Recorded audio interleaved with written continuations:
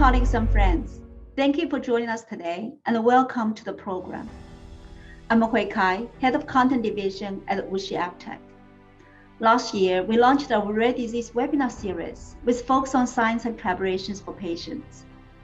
In the course of this journey, our passionate patients, healthcare professionals, researchers, and drug developers have shared amazing stories across a range of rare diseases, including neurofibromatosis, hemophilia, spinal muscular atrophy, multiple sclerosis, Pompe disease, and Huntington's disease. They have been inspiration to all of us. Today is Fragile X Awareness Day. On this special day, we're delighted to partner with FRAXA Research Foundation and more than 10 supportive Fragile X organizations around the world to host this special global webinar.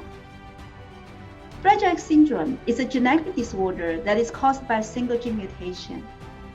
This disease is recognized as the most common genetic cause of autism and causes a range of developmental problems, including learning disabilities and cognitive impairment. Unfortunately, there is no cure. We're very honored by the participation of nearly 30 speakers, including patient families, advocates, researchers, clinicians, and drug developers worldwide. We hope to raise awareness of the syndrome, to foster new thinking or advancing scientific breakthroughs, to strengthen the global connections for Fragile X community, and to bring hope to the hundreds of thousands of families suffering from this devastating disease. At WuXi AppTec, we believe that a healthy future is only possible when every one of us work together as a community. Thank you for joining us today. Let's tune in now. Welcome. I'm Katie Clapp, President and co-founder of FRAXA Research Foundation. I'm also a carrier of Fragile X, and my son Andy has the disorder. Fragile X is a relatively common, rare disorder which affects all races and all nations. It's the most common inherited form of autism. It's caused by a single gene mutation, which results in one missing protein. So this complex disorder has a simple cause, and at FRAXA, we believe it will have treatment. Fragile X research has potential far beyond this one disorder. It's likely that treatments for Fragile X will also help many who have autism and other developmental brain disorders. In the year 2000, the United States Congress declared July 22nd as National Fragile X Awareness Day. For the past 21 years, we've seen Fragile X awareness grow, celebrated through family-led events, government proclamations, and more recently, illumination of landmarks. This year, FRAXA joins hands with partners around the world to raise awareness and accelerate progress toward treatment. Our friends around the globe have joined us to shine lights on Fragile X, illuminating hundreds of landmarks worldwide. We share this joy with partners in South America, in Australia, and China, and far beyond. Today in this webinar, you'll meet leaders from Fragile X organizations, clinicians, and scientists from many countries. They are here to share their thoughts and their work on behalf of our families. Welcome to this extraordinary program, and thank you for joining us.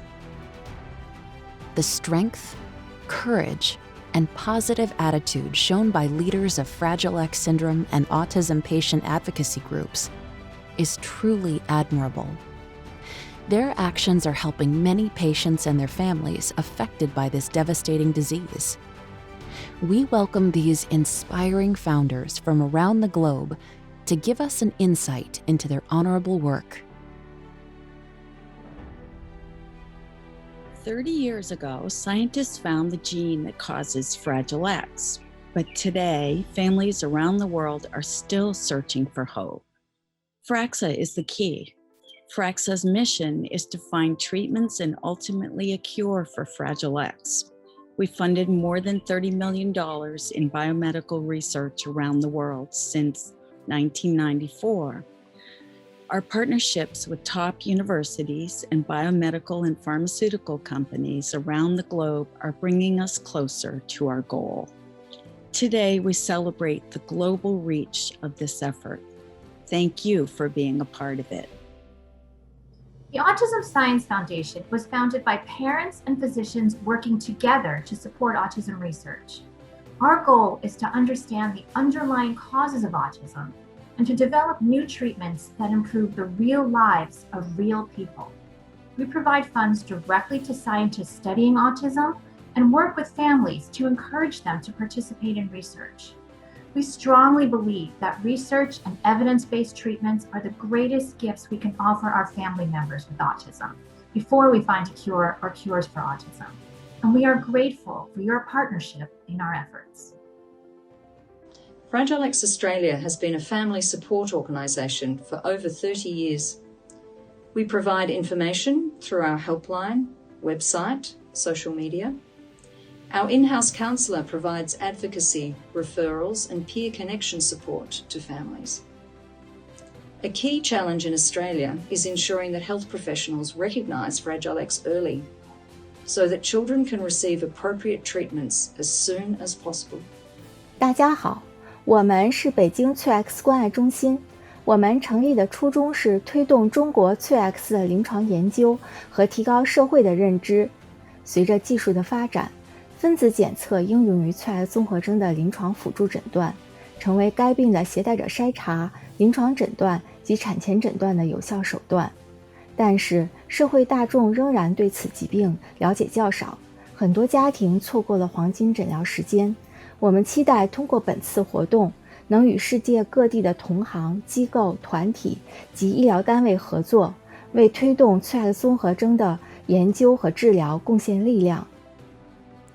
Leading Fragile X advocacy across Canada is about building confidence and providing optimism to parents, healthcare professionals, and researchers.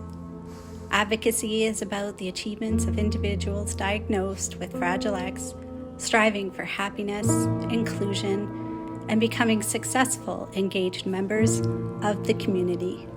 It is comforting to know that you are not alone, and on this World Fragile X Day, Fragile X Foundation of Canada wants you to know that you are not alone.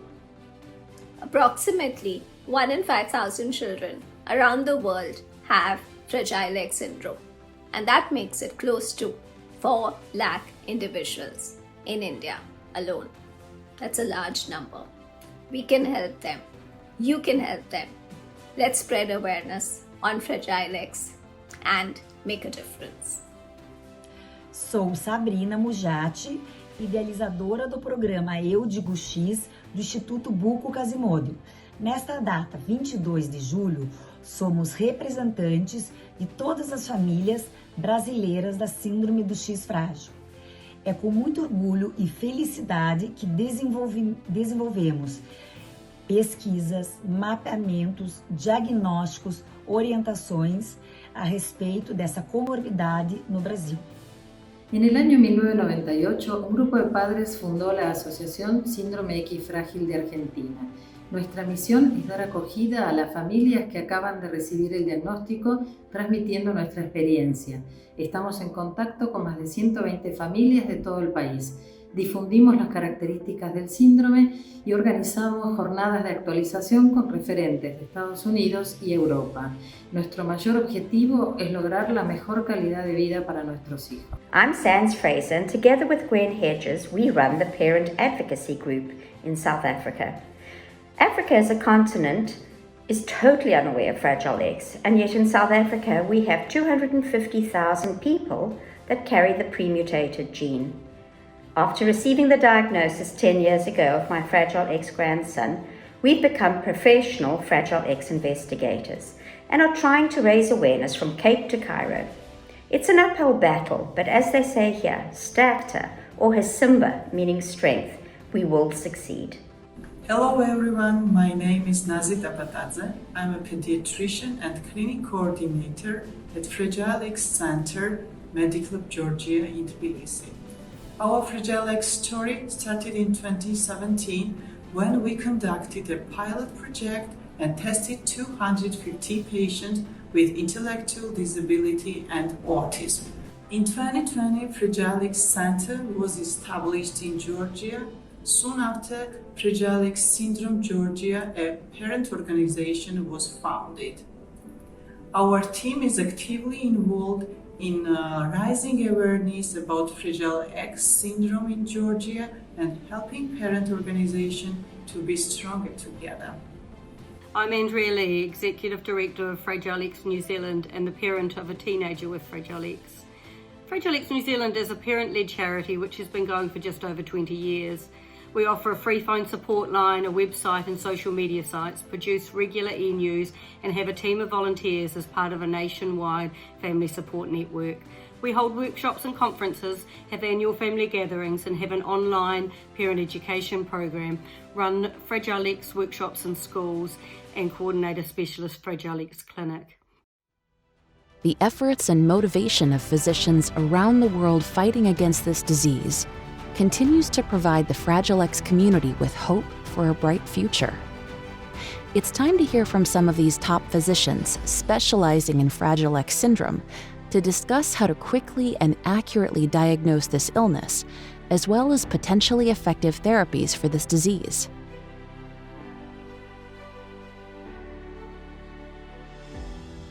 Okay, well, I'm Ted Brown and I'm the moderator for this panel today.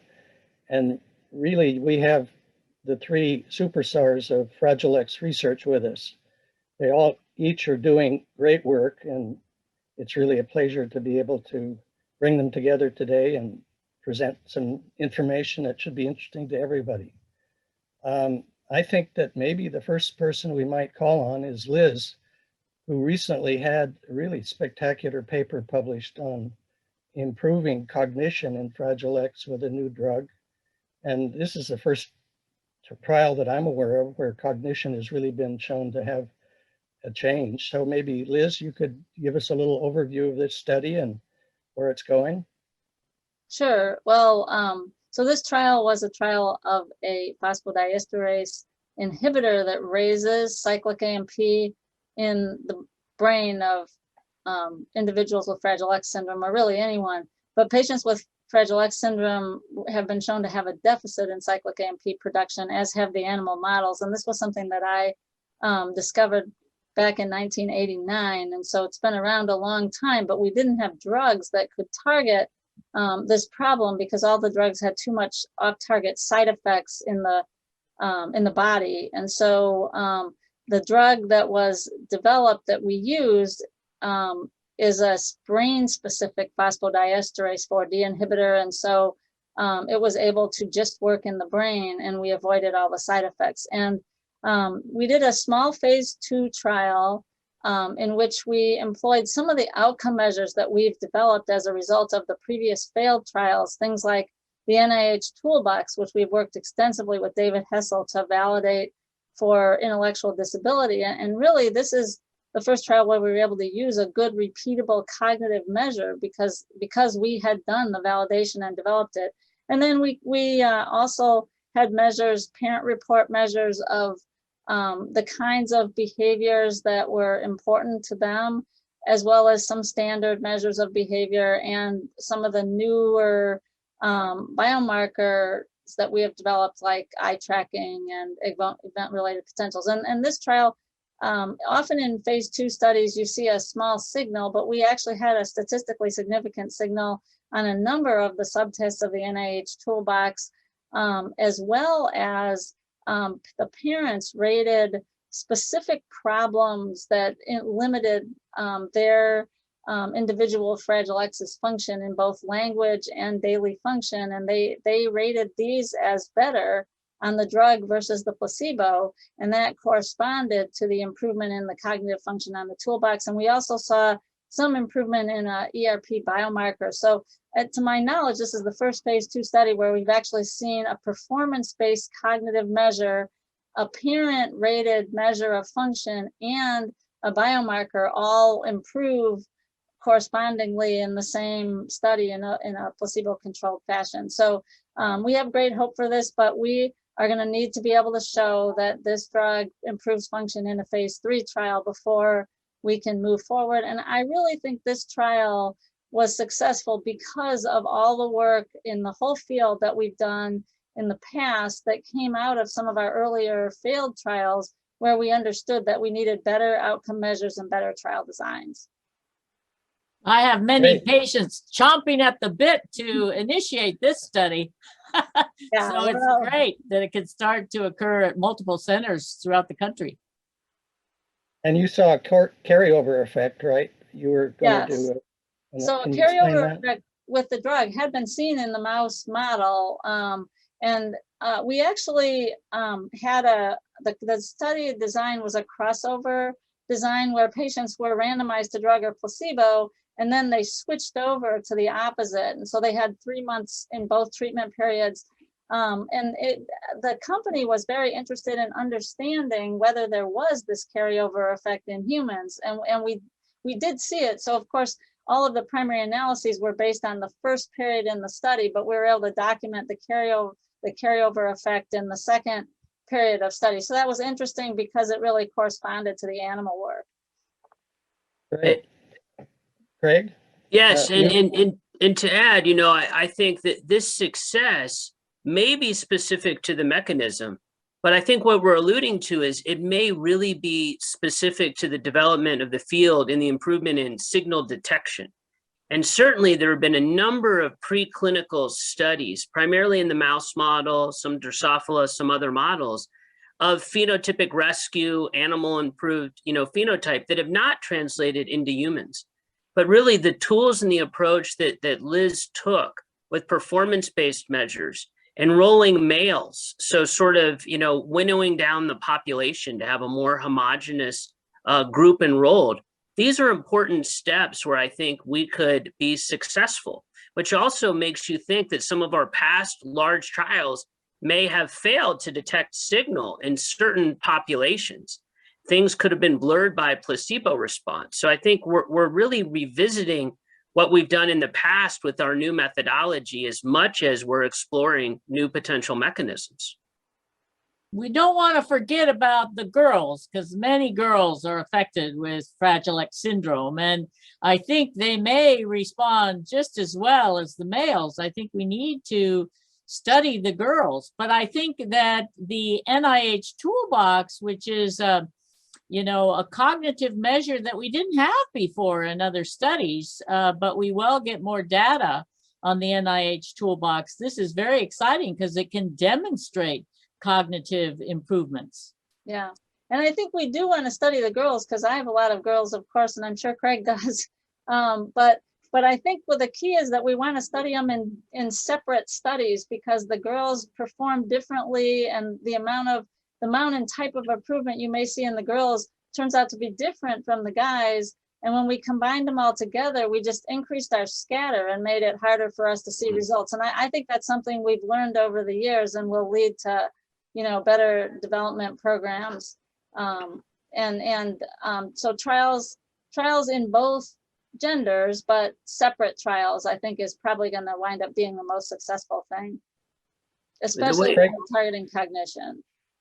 Craig, do you have a comment on that? Yeah. I mean, the way we conceptualize it now is really thinking about almost a continuum of Fragile X, which of course includes sex as a feature, with females who on average are less impaired than males. And it may well be that different medications or medication combinations based on where you are on the continuum, which can be represented by protein expression, can be represented by what we can measure with cognitive measures, with EEG, with brain activity.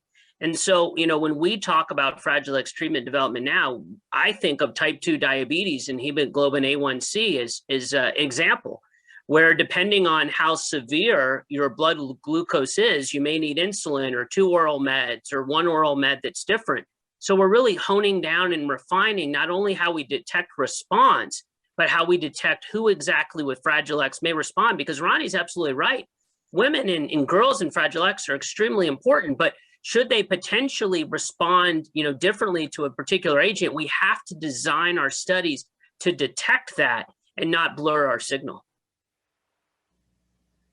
And you have a rather novel new EEG assay, right, that looks at phase and the gamma frequency. Can you explain a little bit about that to us? Yeah, so through our NIH Center grants, we've been looking to really analyze EEG or brain electrical activity in Fragile X knockout mouse study and in human study really in synchrony. And one consistent translational marker that's been noted is increased high frequency or gamma band activity at rest. That's very well conserved across species. And we've now been moving to use this electrophysiologic high frequency marker in treatment studies across mouse and human studies at the same time. And we've shown, we've done recent work with some single drug dosing of a GABA modulator. And we've seen synchronous response in the mouse, in the human, for example, to single drug dosing with gamma band improvement. So we think we can use brain electrophysiology to help bridge this translational gap and maybe help us predict a bit better, again, who with Fragile X may respond to a particular agent. And early on in treatment development, does a specific molecule, a specific drug under study, lend itself well to using EEG in human study, for example, to stratify study inclusion, to have a pharmacodynamic marker of treatment response. There are various ways it can be used, and there's been other advancements with auditory response, and Liz and Lauren Etheridge and others and folks at Davis have been involved. But I think it's more that, can we measure things in a similar manner in animal and human studies? Because look, audiogenic seizures, we can't test that in humans. Marble bearing, we can't test that in humans. There are a lot of behavioral mouse assays that aren't relatively easily translated, but we think electrophysiology is. Yeah, I think the mouse behaviors don't translate too well to humans. And I think a great example of that is if you're not an anxious mouse, you might be a stupid mouse because you're probably going to get eaten. So, we just don't know what functions behaviors serve in these animal models. But when you get down to the basic cellular science and electrophysiology, that's something that is a basic building block of the brain that may be directly translatable. The problem is in young children, they oftentimes don't tolerate an EEG cap. And so you have to go, there's other sorts of developmental testing that you can look at over time. Yeah. And some eye tracking is doable in young kids and other measures, but the EEG is hard to get in under 5-year-olds. And we don't want to just restrict this to Fragile X syndrome. We want to discuss also the potential for treatments for FXTAS and FAXPOI. So Rondi, maybe you could give us a little overview of where you see that going or where it is today.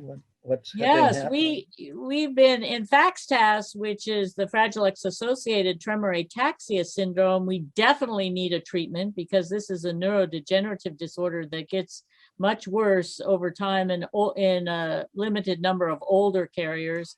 About 50% of males, about 16 to 20% of females, and the numbers go up higher as they age. So we know there's mitochondrial problems, and there's some new meds out that we think can help to reverse some of the mitochondrial abnormalities. And there's 2 or 3 potential studies that, pending funding, could be tried in individuals with FXTAS. Perhaps the earlier the better, before individuals lose too many neurons or have irreversible cognitive deficits. Right.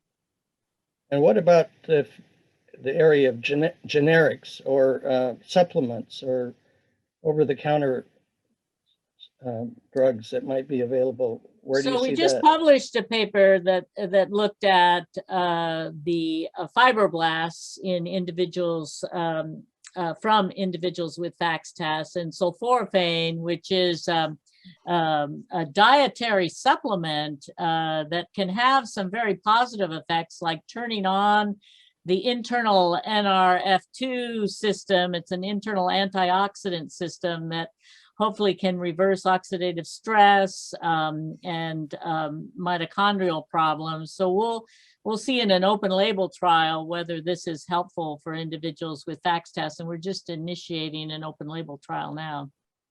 And this is a substance that's present in high concentration in broccoli sprouts, as I understand it, right? Yeah, broccoli and cruciform vegetables, you know, like cauliflower too, and Brussels sprouts. So you got to eat your broccoli and other cruciform vegetables, and then you can get a good dose of sulforaphane.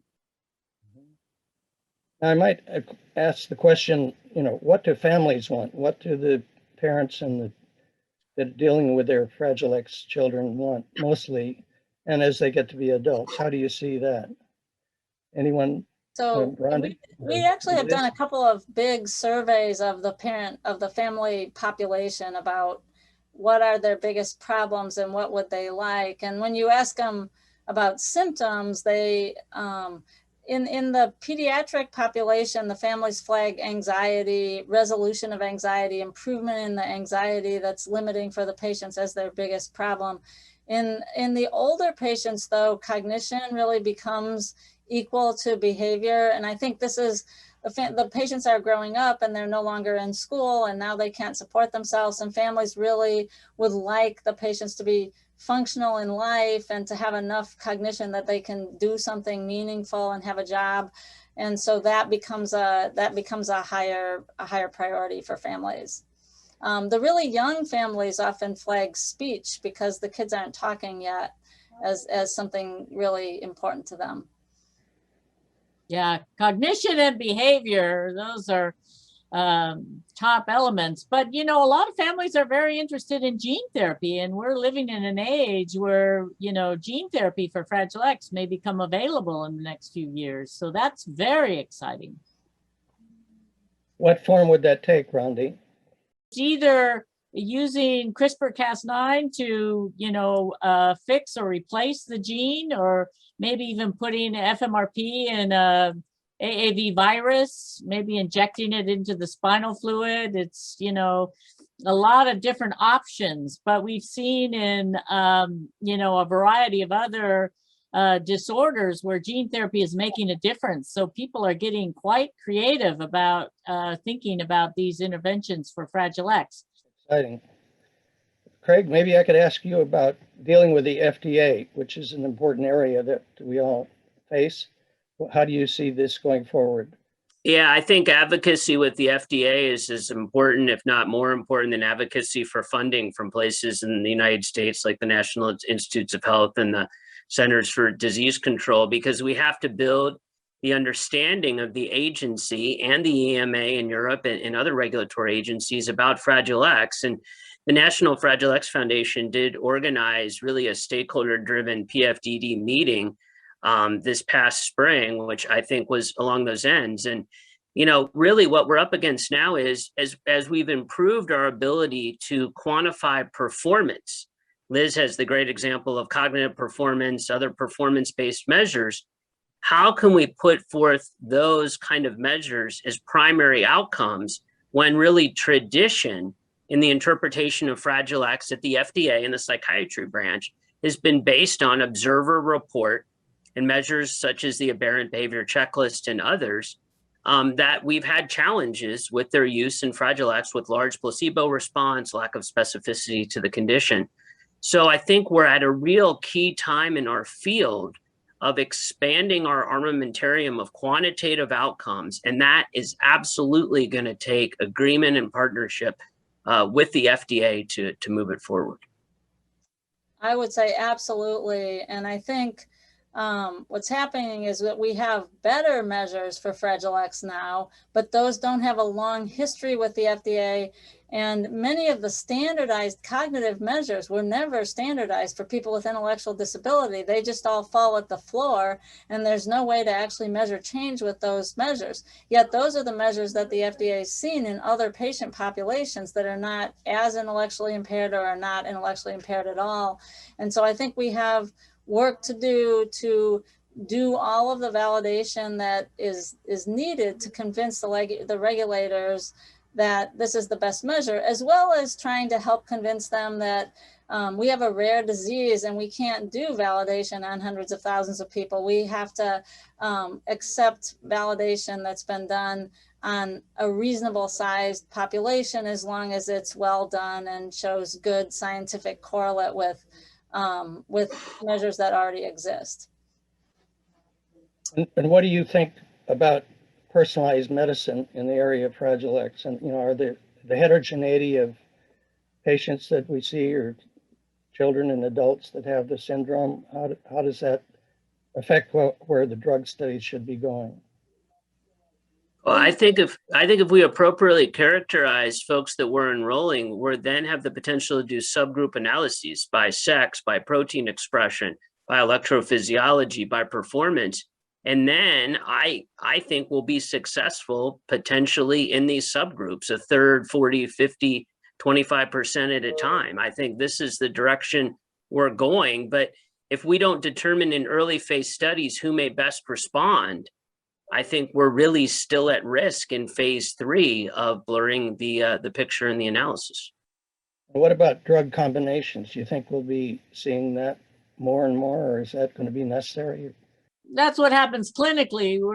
As clinicians, we're always using drug combinations, and many people that get enrolled in studies are on different combination of drugs. But I think we have to, you know, characterize the analysis to reflect what are the multiplicity of drugs that people are taking. But we can't expect all patients to respond the same to any new medication. We have to think about, you know, maybe some aspects about background gene effects in addition to the molecular variability that we see that maybe could be quantitated by a very good FMRP measure from blood.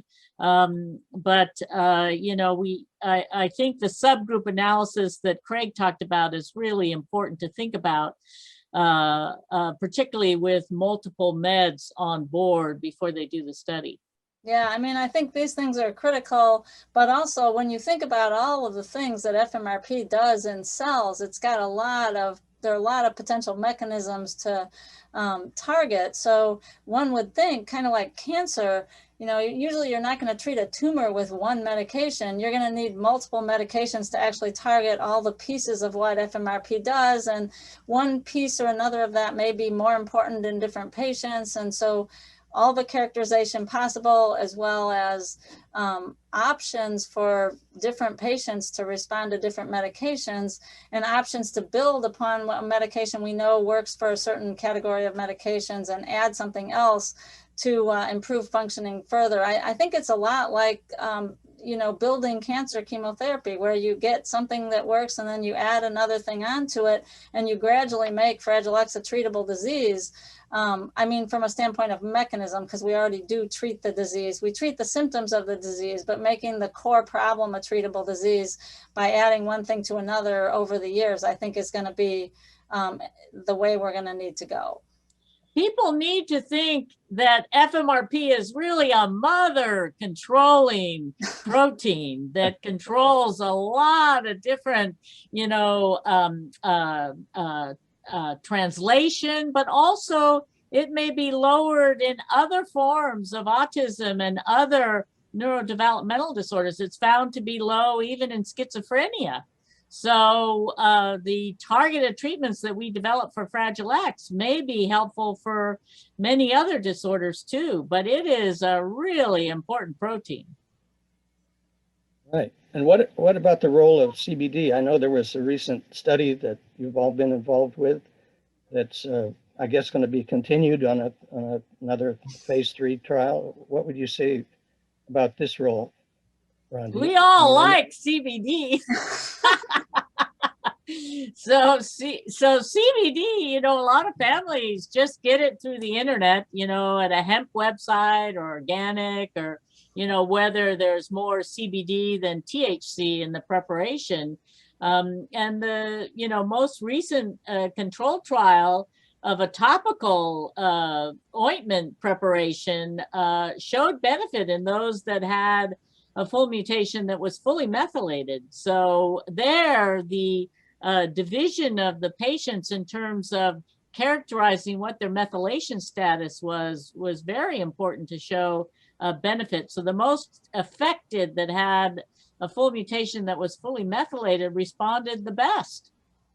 Yeah, and I think this was a good example of different people responding to different things because, you know, I've had a lot of patients, we ran the trial and we had a lot of patients on the CBD through the open label extension after the controlled trial. And then we've had other patients that got the medication online. And some patients really do have a nice response to it, I think, and a persistent response. And then others really don't have much response or actually kind of get worse on it. And so it's like a lot of different behavioral medications in Fragile X. There's a variable response, but you know, if even 20 or 30% of patients have a nice response to it, you'd like to have that in your armamentarium to be able to treat patients, because that's a very significant thing to be able to add to what we have currently.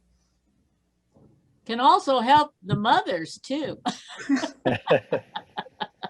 They can sleep better with CBD. I've had many mothers tell me that their irritable bowel syndrome and many other symptoms and anxiety got better with CBD. Yeah, now there's some older drugs that are being retested, right? The arbaclofen that was a subject of one of the first studies that we were involved with. I know that that's now been repurposed or it's coming along again. Is that where? Yeah, arbaclofen was acquired from the Simons Foundation, which acquired it from Seaside. And the new company that has it does plan to move forward and try to work through the FDA with it. That was another really good example of a drug that works really well for some people, but does not work for everyone, you know, but there's, you know, 40 or 50% of patients that really had a pretty nice response to it, you know, as well as you can tell. I mean, we ran several large controlled trials, and actually the pediatric trial did show benefit on the measure of irritability and on a measure of parenting stress that corresponded to each other. They kind of narrowly missed the primary outcome, which was social anxiety. But, you know, again, you don't always quite know what to make the primary outcome when you're targeting the whole Fragile X. So that trial has never actually been presented to the FDA because Seaside went out of business before it was completed. So the new company, the old database exists, and I believe there's a plan to run through the data that exists and determine what needs to be done to try to bring our arbaclofen to an approval in addition to what's been done before. So yes, it is reemerging, but we don't know yet what we will need to do to cross the bar and make it available to patients. Oh yeah, I was going to say, I mean, we think, and through some of our single dose and some of our chronic dosing with GABA modulators generally, that we see different responses based on protein status.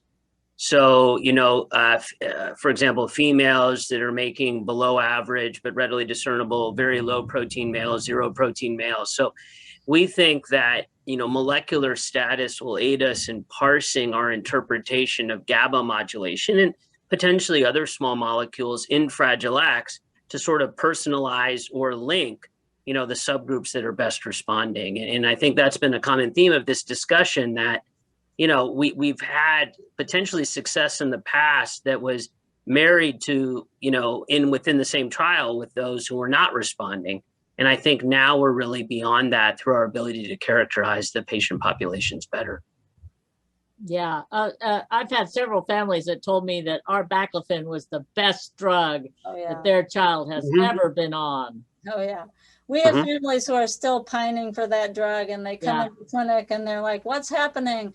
Are we ever going to be able to get this drug again? And they remember that. They've been on many things since that time, and they still remember that as the best time period for their child with Fragile X. So I think there are some who really had a substantial response, and it would be great if we could make it available for those patients. So there are several ongoing trials that, you know, you're aware of, I'm aware of. Maybe, Liz, you could summarize where you see some of these going and when they'll be reported out.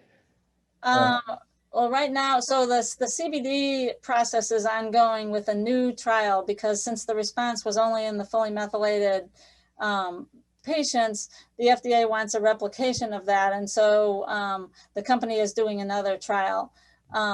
And then there are a couple that are in setup. We have an ongoing trial that is funded by NIH through the NeuroNext network, and Rondi and Craig are both sites on this trial. And this trial was an attempt to look at the impact of a drug that was meant to be improving synaptic connectivity, and also push the patients to learn through an intensive learning intervention to measure whether we could amplify learning with the drug in a specific area. So we're studying language learning, and we're using one of the mGluR5 blockers that failed for behavior in adults and adolescents with Fragile X. But we're enrolling very young patients who are, who would be learning at the most rapid rate because they're young. So 3 to 6 year olds. And then because 3 to 6 year olds with Fragile X are really learning language at that age, we're doing an intensive language learning intervention. And at the patients are randomized to drug or placebo, and we're looking at, will the drug amplify the language learning if we really push kids to learn, rather than just having them have background treatment. And so that trial is not quite over yet. It's going to end at the end of August, and then we have to lock the database, and we'll get some idea of whether this strategy was effective or not. Very good. And Rondi, I know you've been very enthusiastic about metformin, the generic drug that's been around for a long time. Yeah, so metformin does lower the mTOR pathway that's too elevated in Fragile X syndrome. So it's a targeted treatment too, and inexpensive. And we've done a controlled trial at 3 sites, not just at the Mind Institute, but 2 sites in Canada. And we will finish enrollment in sometime in August. So by the end of the year, it's a 4-month trial. By the end of the year, we can look at data from all 3 centers. We've seen very good anecdotal data for individuals that were treated with metformin clinically. We've seen some improvements in IQ in a couple of individuals, and the inhibition of macroorchidism or large testicles when it started before puberty, but we don't know if that occurs in all individuals. But we will also, after the control trial ends from a 4-month treatment, we'll have longitudinal data for those that are on a year or 2 years. So we'll see over time if it does improve IQ. Great. I think one of our, one of the purposes of this is to highlight Fragile X Awareness Day on the 22nd. And I know that FRAXA has been a major driver of pushing awareness of this, as well as sponsoring many of these preliminary drug trials. So maybe you could just give a little, shout out to FRAXA, or tell us what you think of their role in the Fragile X field. Yeah, so I think for a long time, FRAXA has spurred on research that was needed and wasn't necessarily at a point where it could get funded by NIH, and has brought a huge number of neuroscientists into the field back in the 1990s when it was more about genetics. And from that has emerged all of these mechanisms that we have in the mouse. And then they've been very supportive of getting animal studies done with new compounds, as well as funding early trials, like the trial that we talked about at the beginning of this with the phosphodiesterase inhibitor. And so they've been really key to moving research forward in this field at a speed that I don't think would ever have happened with just NIH funding, for instance. I mean, FRAXA really got me into this field. My first grant was from FRAXA to study medication in Fragile X. They've been serially supporting, high risk, high reward work with, using available drugs, repurposing them in Fragile X. They've been invaluable to our gene therapy efforts. And really, it's a go-to location for, as Liz said, nimble and astute funding opportunities at an early seed level to launch larger programs. I mean, I don't think we would be doing our NIH center grant work now if not for FRAXA's support of getting us going in the past. And I think we all the three of us and many thought leaders have constant dialogue with FRAXA. I mean, it's really a back and forth collaborative process, and it's incredibly supportive. And I don't think we would have our success as a center and our success in the field for the stakeholders without their input and support. Craig, can you say a little bit about the committee of the National Fragile X Foundation's Committee on Drug?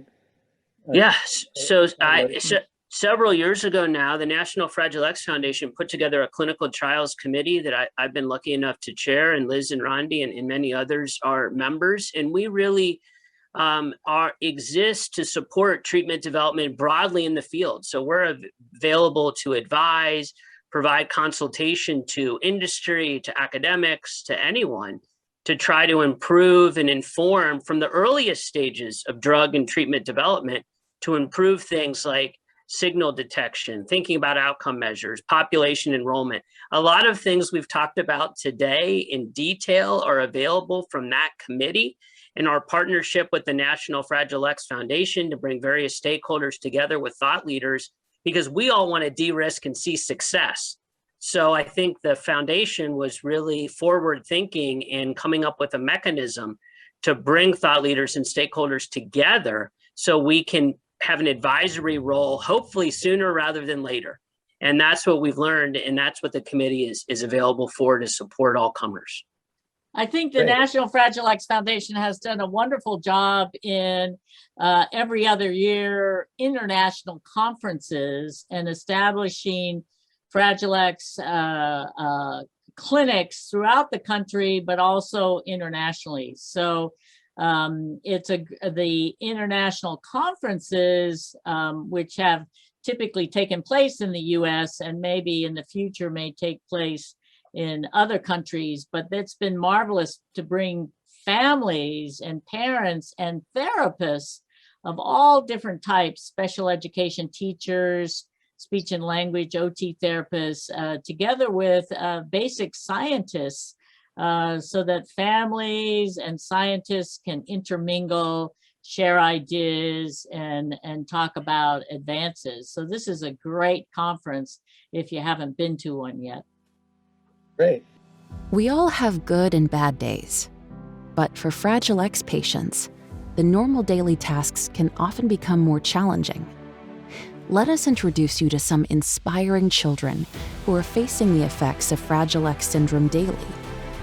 Their heartwarming stories of their love of art, music, and exciting business ventures give us an insight into their daily lives and how they've overcome those challenges. This is an X chromosome. This is an X chromosome with a fragile site. Here is the difference it makes to 3 Australian families living with Fragile X. Went to the ultrasound and found out we had 2 coming. So there were twins on the way. As a baby, Zach never rolled in his cot. We could see gaps happening between the boys. So Ben would do something like rolling, and then 3 to 4 weeks later, Zach would roll.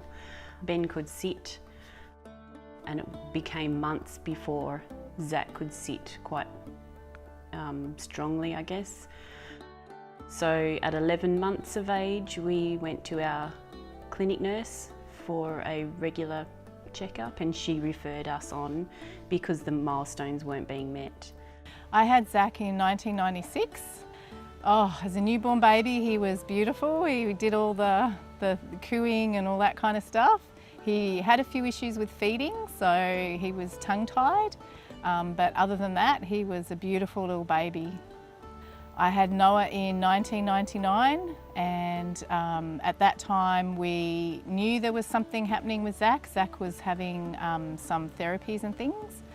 So Noah was actually diagnosed at 7 months, which is quite young for Fragile X. Tom's probably the most creative with dance. He loves to dance. His sister and Chloe and Tom both like to draw, and they both like to paint as well. Because we all love music, we like to try to go to concerts together when we can. I guess the biggest thing for us with Zach is that he doesn't answer to his name. So if he sees something further away from us than what we're doing, he will disappear very quickly. With Tom, what I've found for Tom is he loves the idea of going away, and he also loves to stay home. The thing that he doesn't like, and that he needs a little bit more support with, I guess, and we get through it, is the transition from being home to going somewhere different. Playtime. It's cool. Really. Twin boys. Yeah, yeah. Like they like to play rough, and they're both boisterous, I suppose, when it comes to play. For me, I still love a double cuddle. We call it a double cuddle when they both come running out of school and they both want to cuddle me at the same time. I think from a very early age, Ben could recognise that Zach wasn't able to do the same things as him or keep up with him.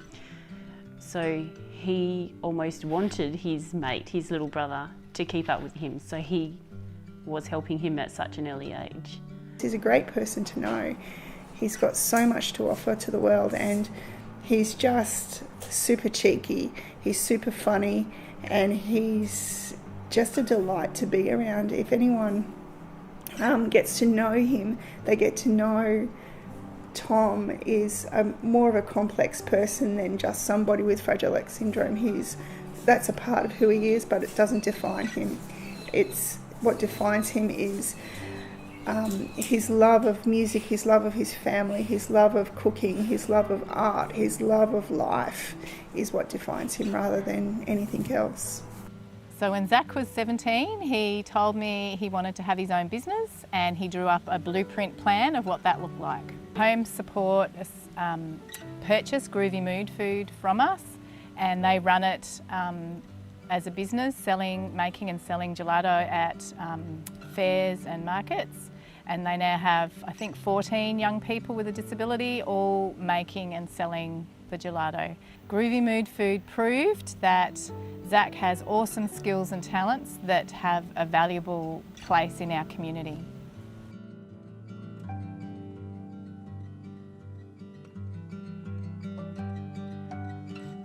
Our next panel invites leading drug developers to critically examine the latest advances of this genetic disorder.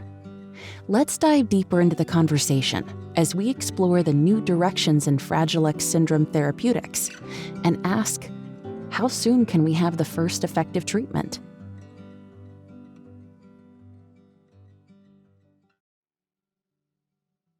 Well, welcome to the therapeutics panel on this Fragile X webinar. My name is Rich Saul, and I'm the advisor for strategic initiatives and head of the Boston office for WuXi AppTec. The Fragile X is an X-linked neurodevelopmental disorder caused by the absence or reduction of the FMRP1 gene product known as Fragile X mental retardation protein 1. The syndrome is most frequent monogenic form of intellectual disability and autism. The considerable efforts have focused on rescuing the synaptic plasticity that's dependent upon protein synthesis, and two of the targets most studied are the mGlu5R antagonist and GABA B agonist in particular. However, no drug approval has been achieved yet based on these mechanisms. Now, a number of innovative companies are moving forward to explore new mechanistic approaches combined with ways to improve trial execution and streamline regulatory processes. And with me today are some of these innovation leaders. Mark Baer is professor of neuroscience at the Pickauer Institute for Learning and Memory at MIT, and his lab has been studying the role of GSK alpha in Fragile X. Mark Gurney is chairman and chief executive officer at Tenta Therapeutics, a company that, in the case of Fragile X, is examining connections between neurons that don't mature the way they should using phosphodiesterase subtype inhibitors for Fragile X therapies. Neil Thompson is the Chief Scientific Officer at Helix. It's a company exploring AI-powered, patient-inspired treatments for rare diseases. And Walter Kaufman is the Chief Medical Officer at Anavex Life Sciences.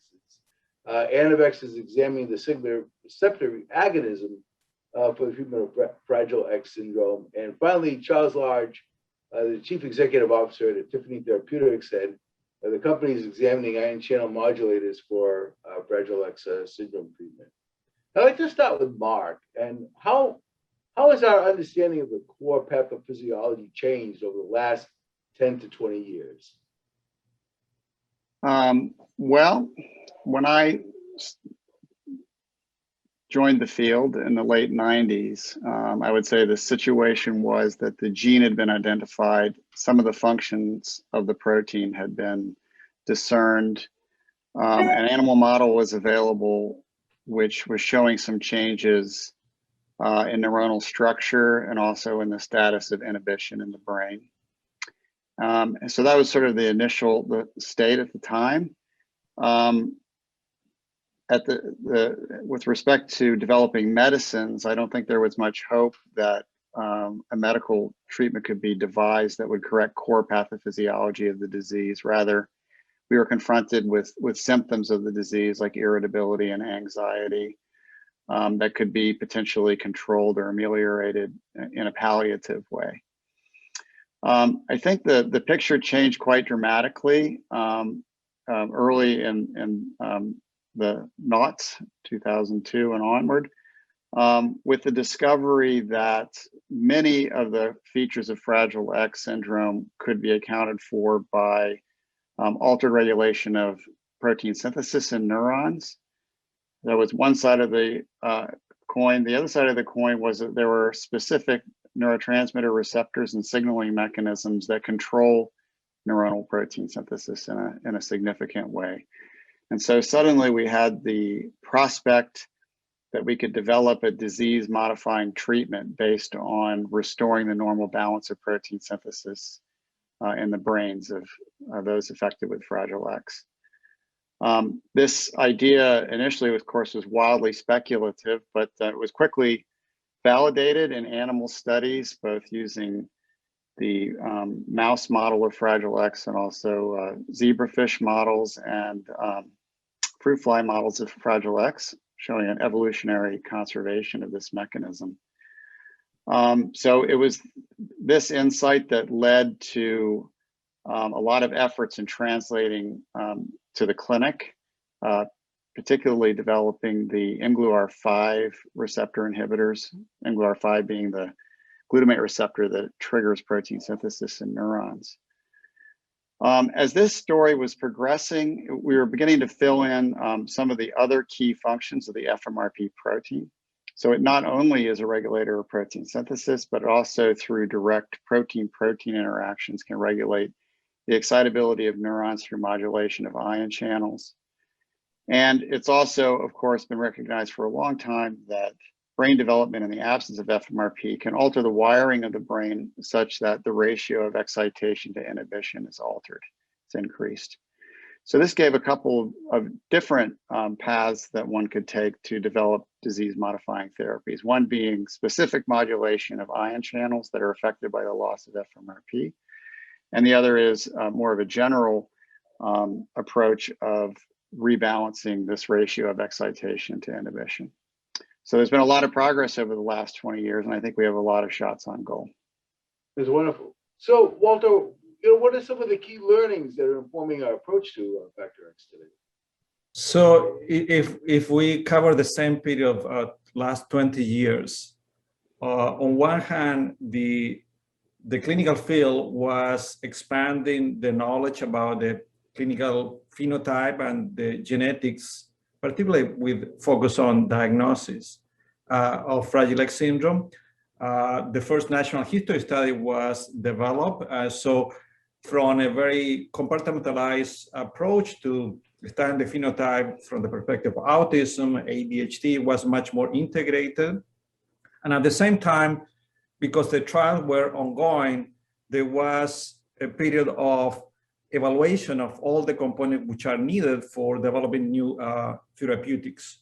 Assessment of outcome measures, biomarkers, assessment of quality of life, specifically in Fragile X, and what the caregivers and the families really are expecting from these therapies. But as more information came, it became even more clear that in this monogenic disorder, the story is complicated. Even though it's a single gene disorder, the phenotypical variability is a major issue. And even if you look at more discrete groups within the syndrome, for instance, those with more severe cognitive impairment who usually have at the same time behavioral problems, including autism and hyperarousal and other behavioral problems like disruptive behavior, that group is not going to present all these symptoms the same way. So on one hand, we cannot separate so well cognition from behavior. Individual variability is a major issue. So there are challenges of this increased knowledge. Most recently, in the last 2 or 3 years, we have come to be better at doing remote assessments, which is actually was enhanced by the COVID-19 situation. So remote assessment, even remote intervention have become a suitable approach. So I think that in the last decade in particular, we have set in the stage for additional treatment development.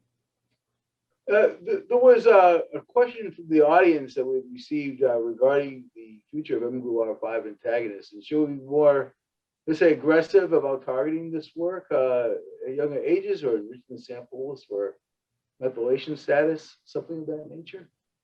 Well, with regard to that, there is still an ongoing trial which is re-examining one of the mGlu5 antagonists that was tried, a few years ago now in a younger population, because as it will be clearly understood, for a developmental disorder, the earlier the intervention, the more likely to have an impact.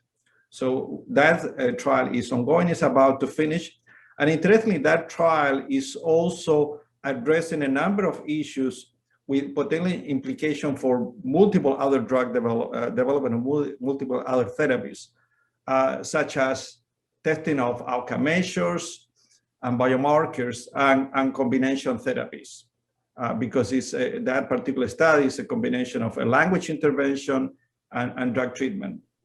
So I think that people have to stay tuned. We have to see what is the outcome of that.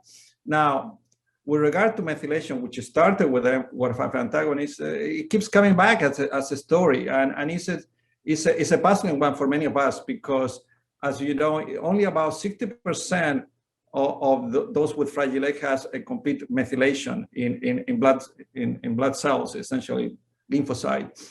So we don't know why those who have complete methylation are more responsive to some intervention. I think that if it initially was doubt to be relevant or not, or a single, random finding, I think that we need to be examined in the future I will say, in most clinical trials. Well, thank you, Walter. I'd like to ask Mark Gurney, the recent clinical trials with PDE4 subtype D antagonists have provided incredible insights. And can you share those results and your excitement about the breakthroughs that seem to be making a key difference with respect to outcome measures versus previous trials? Thanks, Richard. One of the core changes in people with Fragile X is profound intellectual disability. Men are affected more than women. Men have a single X chromosome, and when that FMRP1 gene is inactivated, there's profound changes in brain development. Women are less affected as they have 2 X chromosomes and they're mosaic in most of the tissues in their body.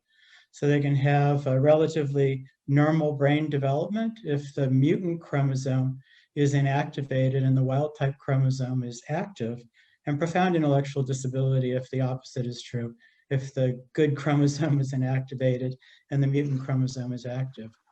So changes, a decrement in intellectual disability is a core feature of the disease.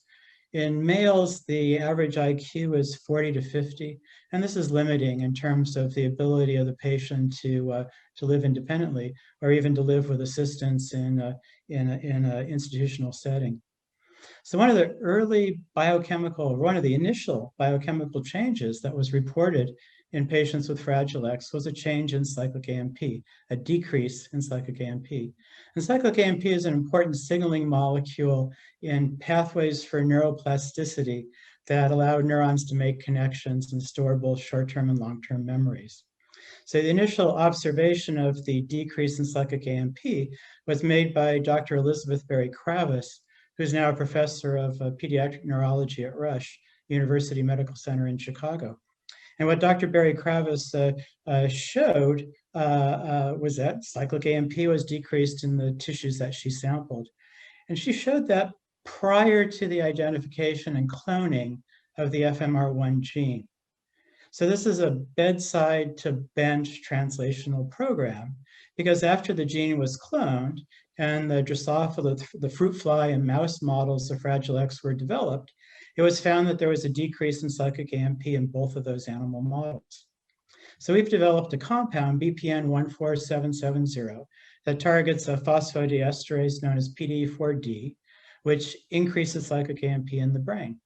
We know that PDE4D is an important component of learning and memory in humans because ultra-rare missense mutations in that gene cause profound intellectual disability. The disorder is known as acrodysstosis type 1. So having that in hand, we were following the literature, and there's been considerable work on whether or not modulation of cyclic AMP in Drosophila and mice might improve the Fragile X disorder in these models. So we collaborated with the FRAXA Foundation. They performed preclinical testing in the FMR1 knockout mice. And what we found is that our compound improved behavioral phenotypes. It facilitated maturation of cortical circuitry. And when you washed the drug out and retested the mice 2 weeks later, the behavioral improvement was maintained. So that provided us impetus to go into a phase 2 clinical trial with our compound. And lo and behold, the compound or the clinical trial reported positive findings. So we used, for the first time, a set of cognitive tools that were developed as part of the NIH toolbox. So these are cognitive tests that can be performed by people with profound intellectual disability. So we were directly assessing cognitive performance over the course of the clinical trial in adult men with Fragile X. We also incorporated caregiver measures, a visual analog scale that assessed 3 different domains of patient function, as well as a physician-reported cognitive scale or outcomes. And what we found is that using the NIH toolbox, we saw improvement in tests assessing verbal knowledge. Patients and caregivers in their reports assessed 3 domains, 2 of which were language and daily function, and both of those were also found to improve. We did not correct for multiplicity of testing. This was an exploratory trial, and we had a large number of different assessments that we conducted. Nonetheless, we're very encouraged. We have a drug which in mice affects cortical circuitry. We expected a change in cognitive function, and that's exactly what we're seeing. We also saw trends, and we also saw persistence of effect. So this was a crossover trial. In the first arm, people on drug did better than placebo. In the second arm, the people that started on drug and crossed over to placebo showed continued improvement or maintenance of improvement. There are also trends for improvement in biomarkers. We saw a trend for improvement in the amplitude of the auditory evoked response potential. And we also saw improvement in a biomarker that's altered in people with autism. So we're really encouraged. We used a novel clinical assessment tool, the NIH toolbox. This is something that has not been presented to FDA prior to our trial. So we're working with FDA now to help them understand the clinical significance. Well, thank you. They're very exciting results so far, and I wish you luck in the later stage trials. So let's. I want to come back to a question around the animal models, but we'll come back to that a little bit later. I'd like to move on to the question about why should we be as optimistic about other targets or pathways that could be of significance in treating Fragile X? I'd like to start with Charles, if that's possible. Yeah, sure. Thanks, Richard. So I think a lot of the optimism really comes from what's been said already in this call. We've understood a huge amount more about what FMRP does and how it regulates activity in neurons and how it helps those neurons to develop. And in fact, one particular area that was mentioned earlier was in relation to ion channels, where we understand at quite enormous detail now how the FMR protein can bind to specific ion channels. And by binding to those ion channel proteins, it then acts as a point of contact between the activity of the cell and translational regulation, which is, of course, its main job of the protein. So it's a wonderfully exquisite way in which the neuron can combine activity of the cell, excitability and so forth, synaptic activity, with long-term plasticity, with the ability of that cell to make new proteins, to develop synapses, develop dendrites and so forth. So I think this relationship with ion channels at the center of it is leading to a number of quite exciting opportunities for modulating this pathway in the reduced context of FMRP. So where FMRP is reduced in the illness, there's the opportunity to try to compensate for that with treatments that are targeting particular ion channels. And I think what excites me, who's worked in ion channels for a very long time, is that ion channels are very tractable drug targets. So you can interact with an ion channel, and by doing so, you can alter the activity of a neuron. And that leads to reasonably immediate effects on a circuit, which can lead to effects that you can pick up with some of the methods and biomarkers that have been mentioned already, like EEG or auditory evoked potentials. So I think what we're seeing in the field, and this isn't just for Fragile X, I think we're seeing this across neuropsychiatry, is the ability to jump backwards and forwards between some of the animal models and looking at neurons, looking at circuits, and then jump forward into patients and look at biomarkers linked to electrophysiology, such as EEG, fMRI, transcranial magnetic stimulation combined with EEG, and so forth. One area in particular that we've been looking at, which we think is quite exciting as well, which is quite particular, I think, for Fragile X, is changes in the sensory system. So hyperacusis is a common symptom that's seen in people with Fragile X syndrome. So this hypersensitivity to sound. And you can trace that back to particular pathways in the auditory brainstem and how specific ion channels, in particular the Kv3 ion channel, is affected by the reduced presence of the FMR protein. So once again, you can go backwards and forwards between the animal models and looking at the impact of the gene at the local neuron level, all the way through to understanding how a particular symptom cluster is affected and produced in the patients. And so we're very excited, I think, about the translatability of some of these novel targets where you can influence these pathways and hopefully influence the symptoms behind them. So Neil, how is AI being used to elucidate new pathways, new targets, or maybe looking more closely at the data, let's say?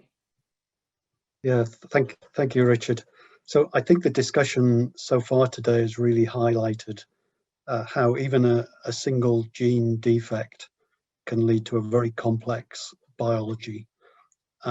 And it's great that we have some identified targets that we can test preclinically and now clinically, and we're really hopeful that they'll bring some benefit to patients. I think, though, if we're realistic, the expectation would be that we probably need to target several mechanisms if we are going to treat all of the symptoms in all of the patients. And that's when it gets quite complex. Sometimes the knowledge that we have allows us to select drug mechanisms that can do that, can target several pathways or processes. However, it can get quite complex. So how do we do that? And the answer, I think, is within larger data sets, for example, gene expression data or proteomic data. That more detailed analysis of the changes that take place within a disease situation in contrast to a normal cell type. And it's at that level that AI really comes to the fore. It allows us to look for those patterns and differences and the connections between the changes and potential pathways that may be new and unthought of yet as relevant to the disease. And that's what we're seeing. We're seeing the ability to analyze this data and to identify new mechanisms and ultimately new targets that may be able to come forward and provide this way of targeting several processes. The other way, of course, is to use several drugs at the same time, a combination of drugs, which is very often the first clinical approach when drugs become available for patients. And again, I think it's possible to see there that that the analysis by machine learning can allow you to evaluate the potential beneficial or possible not beneficial effects of particular drug combinations and select those that may target the particular disease mechanisms of interest in this disease. And we're already seeing that coming through with some new mechanisms and potential combinations to target those. So I think those are two main areas that can easily lead to some new ideas and new molecules that can be tested here. But in fact, I think AI has the potential to impact the drug discovery and development at many levels later on in the process as well, in terms of, for example, equating animal model phenotypes with human phenotypes and providing a better link and understanding there too. So lots of potential. Great. Mark, you've been studying GSK3 in particular, alpha in particular, and what kind of insights are you learning from that? Mark Baer. The GSK3 work is really a continuation of the work we've been pursuing for 20 years on identifying nodes in the signaling pathway that couple the mGluR5 receptor or glutamate release to FMRP regulated protein synthesis.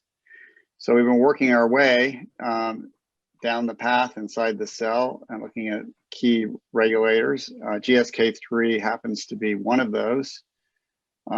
This is an enzyme that has attracted a lot of interest for many years because it's believed to be the target of lithium, which is, of course, an effective therapy for bipolar disorder. So there's been a lot of interest in developing GSK3 inhibitors.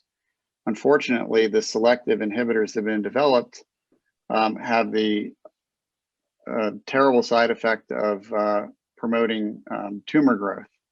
So most pharmaceutical companies abandoned their GSK3 programs some years back. But in the meantime, it's been discovered that, well, I guess we've known for a long time that there are two paralogs of GSK3, alpha and beta. And only until recently has it been possible to target just one of those paralogs at the exclusion of the other. And these experiments have shown that you can still get a therapeutic effect of inhibiting one of the paralogs without causing any cancerous growth. So it's a dawning of a new day in terms of GSK3 biology. And one of the paralogs in particular seems to be playing a central role in the pathogenesis of Fragile X. There's exciting developments, that's for sure. We've been discussing small molecules for the most part during the last few minutes, but Walter, what might we see with genetic approaches, either gene therapy, associated viral vectors, ASO? Do we have to worry about drug delivery into using these regimens? Well, historically, gene therapy actually was an approach that was investigated shortly after the identification of the gene in the 90s. And Fragile X has a unique situation. It's a single gene disorder, and the gene is the coding region is normal. So the problem is with regulatory region. So the reactivation of the gene, which is atypically methylated, is a potential goal. And those approaches in the 90s tried to reverse this atypical methylation. The drugs that were used targeting the DNA methylases and histone deacetylases were toxic, and the work didn't progress. Now there are approaches that have been entertained more recently, using non-coding RNAs, and using the CRISPR system, at least Cas9, for the demethylation of cytosine, which actually is an approach of great interest in oncology to reverse methylation of tumor suppressor genes. But also the talk has been introducing gene editing with CRISPR to try to go to the culprit, the trigger of DNA methylation, FMR1 methylation, which is the CGG repeat, editing that portion. Even other approaches have been discussed is delivering the open reading frames. And more recently, because of the success of AAV type of vectors delivering genes, there have been research using the same technology, delivering FMRP. Now, there are a number of challenges, and you mentioned the one on delivery, which is always, how do you do it? How do you have a uniform distribution? Ideally IV, but IV has a number of issues in terms of toxicity, in terms of securing the appropriate delivery to the brain, and even developing immunity. Intrathecally will be the ideal situation. But there are other questions. FMRP is not a single protein. There are between 12 and 16 isoforms, and only recently have been shown that the FMRP isoform 1 is actually not the most abundant in brain, but actually is the number 7, those lacking exon 12. So there are challenges that had to do with the genetics of Fragile X, but some of the issues that had to do with general delivery of these vectors and other gene therapies. It sounds promising. It may be a new era, but a lot of work to be done.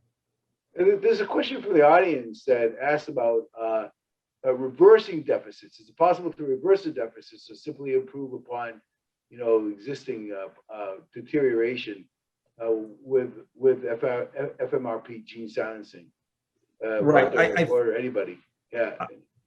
I think that the issue with FMRP is the same with MECP2, the gene involved in most cases of Rett syndrome, is that FMRP is needed throughout life. So whenever you do gene therapy or you introduce normal FMRP function, it's going to be an impact. You need the FMRP for normal brain development, and you need FMRP for synaptic functioning after synapses have formed. So whether it's correcting a deficit, it depends how do you find that. I think that there is always an opportunity to make a difference, and this is both with genes and drugs. Any other thoughts by the panelists on the topic?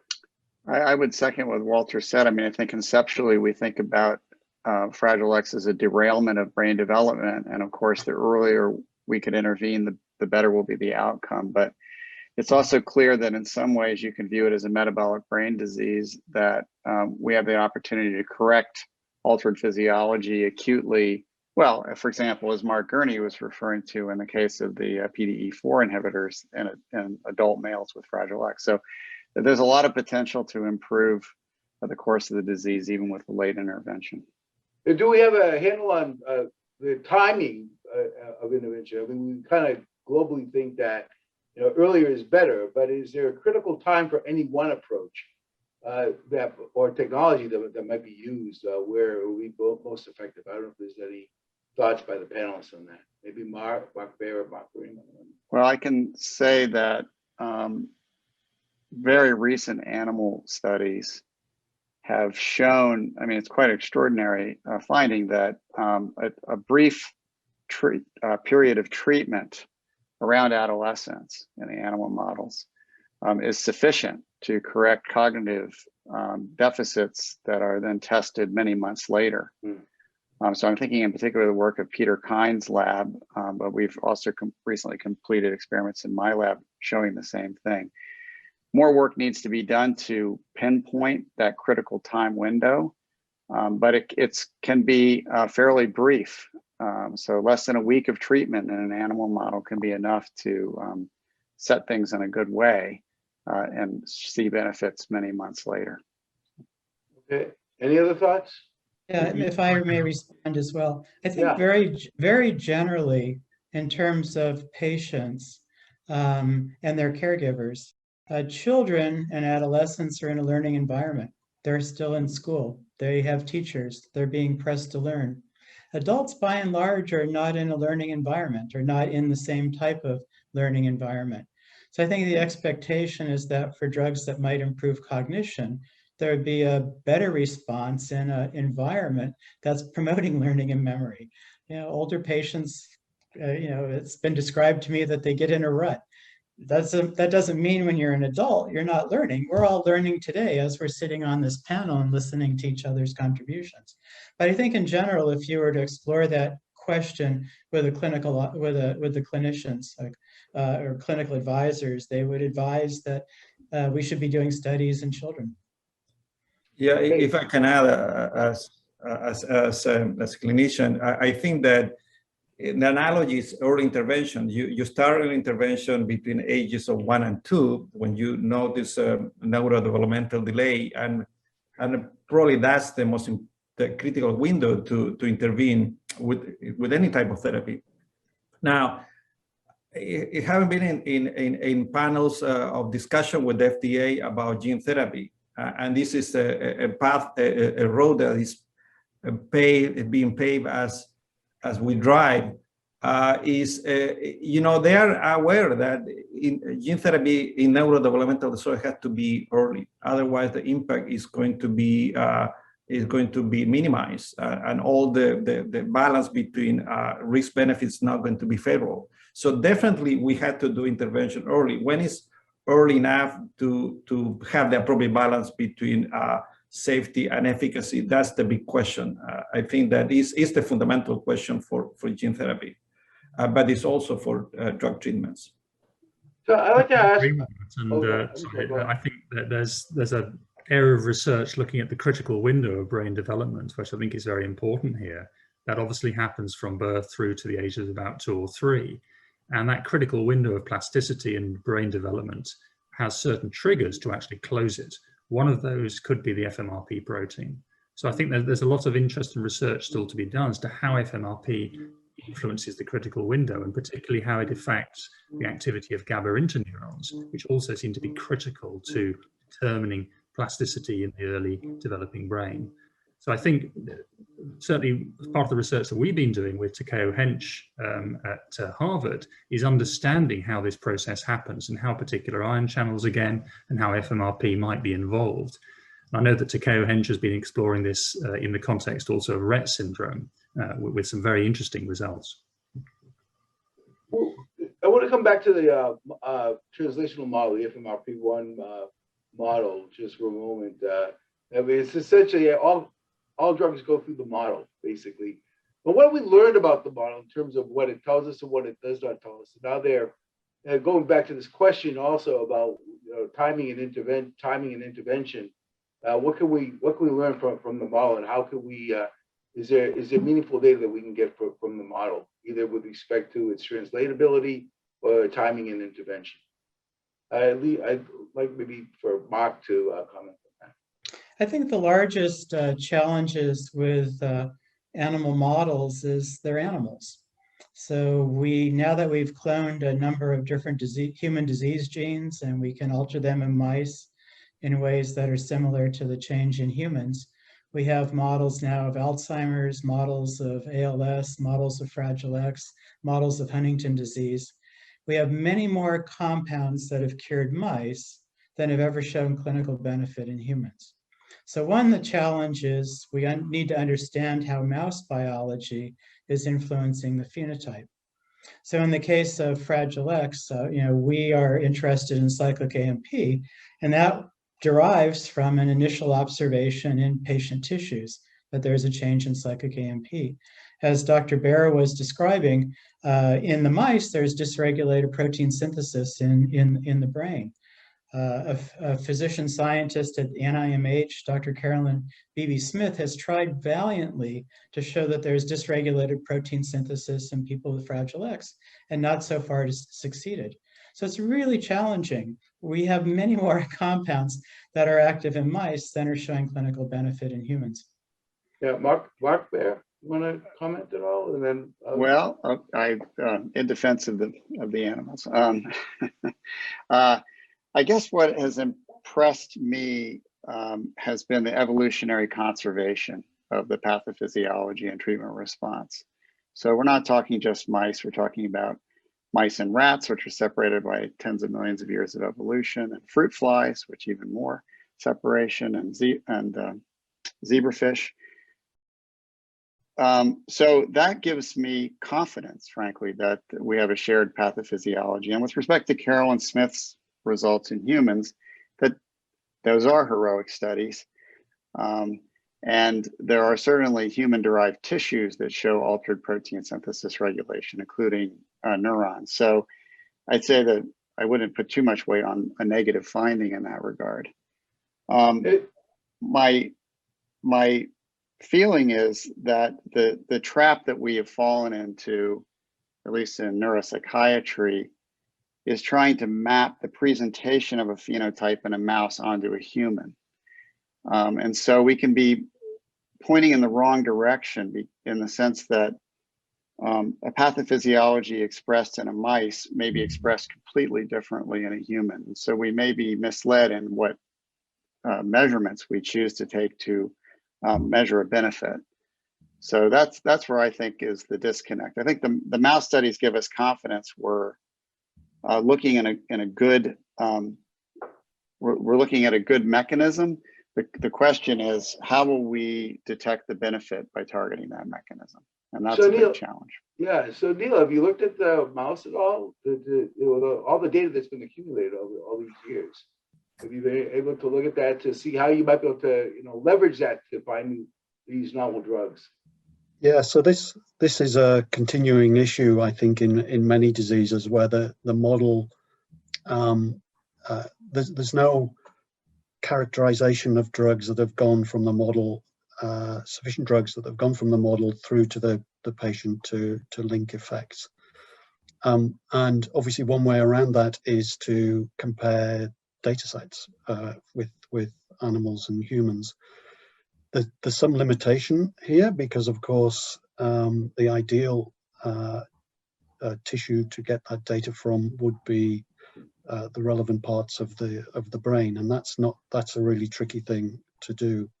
So there is a limitation here, but I think Mark's point really around animal models is something that's true in many diseases, and it's trying to understand which mechanisms you can model in the mouse in the first instance to select the best drugs, but then not to use too much parallelism between that and the patient, because there's a risk you measure the wrong thing in the patient and you miss the key endpoint. So there's a care that you need here, just in general, translating drugs from animal models to humans.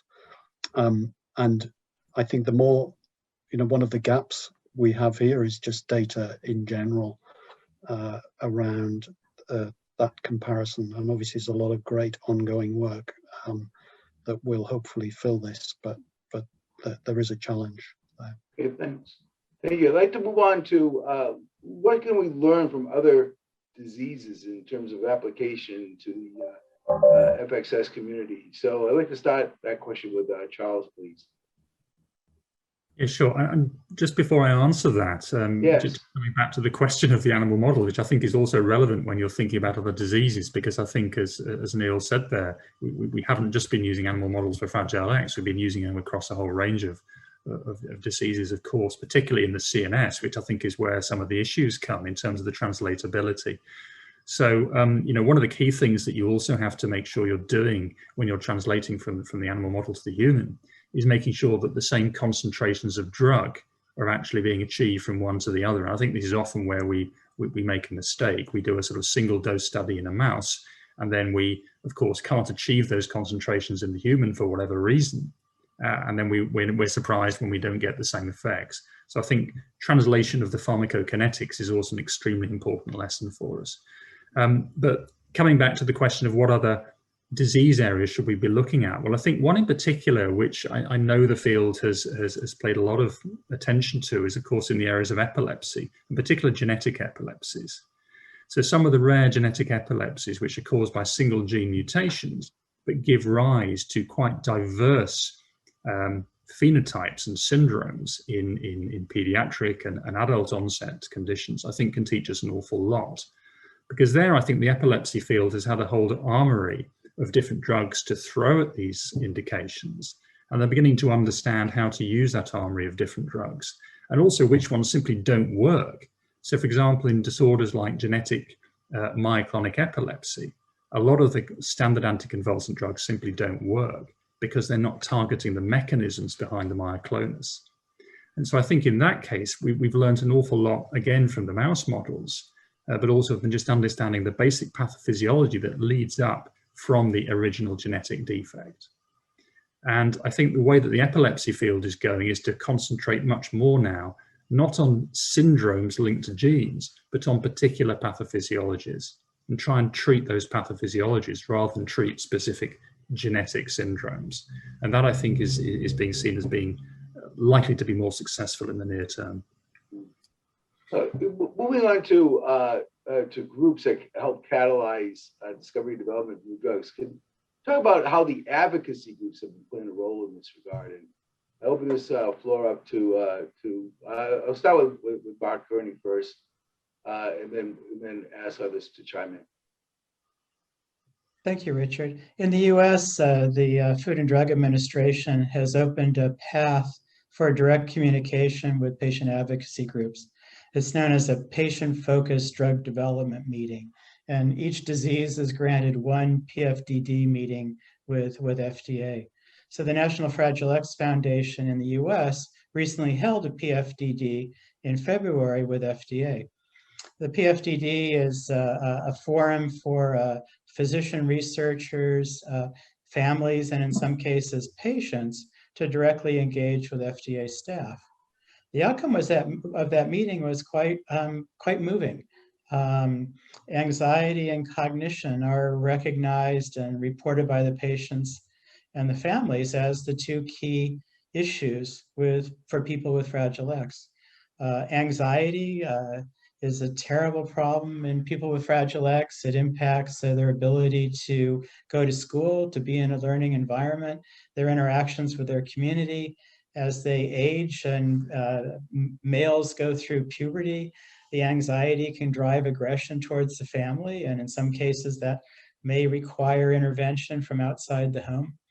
And then cognition becomes increasingly important if you want to move the patient from a family situation into assisted living. And so FDA has created this path to listen directly to the patients. Unfortunately, we still do not have a defined or an antecedent clinical and regulatory path, since no drug has ever been approved for Fragile X. So with regard to anxiety, how do you, FDA does not understand how to interpret anxiety. It's an internal state. A person with intellectual disability really can't give, or in some cases can't give an answer to the question, are you feeling anxious? I'm not sure that they would understand the question. And FDA at this point in time is uncertain whether caregiver or family reports are relevant. In our case, we have improvement in the NIH toolbox. Cognitive performance directly assessed by a patient is improving. FDA doesn't know the clinical relevance of that. So I think there's a lot of education for the regulators, what are approvable endpoints, and in terms of the design of clinical trials, we need better tools. And all of us that are engaged in this now are in both simultaneously running a trial and trying to validate a novel tool. So we're getting a little short on time, coming up towards the end of our time allocation. So I'd like to start asking a question around where can collaborations improve? Where will we benefit? And are there shared resources that we might think about? So I'd like to pose that question to Mark Baer. I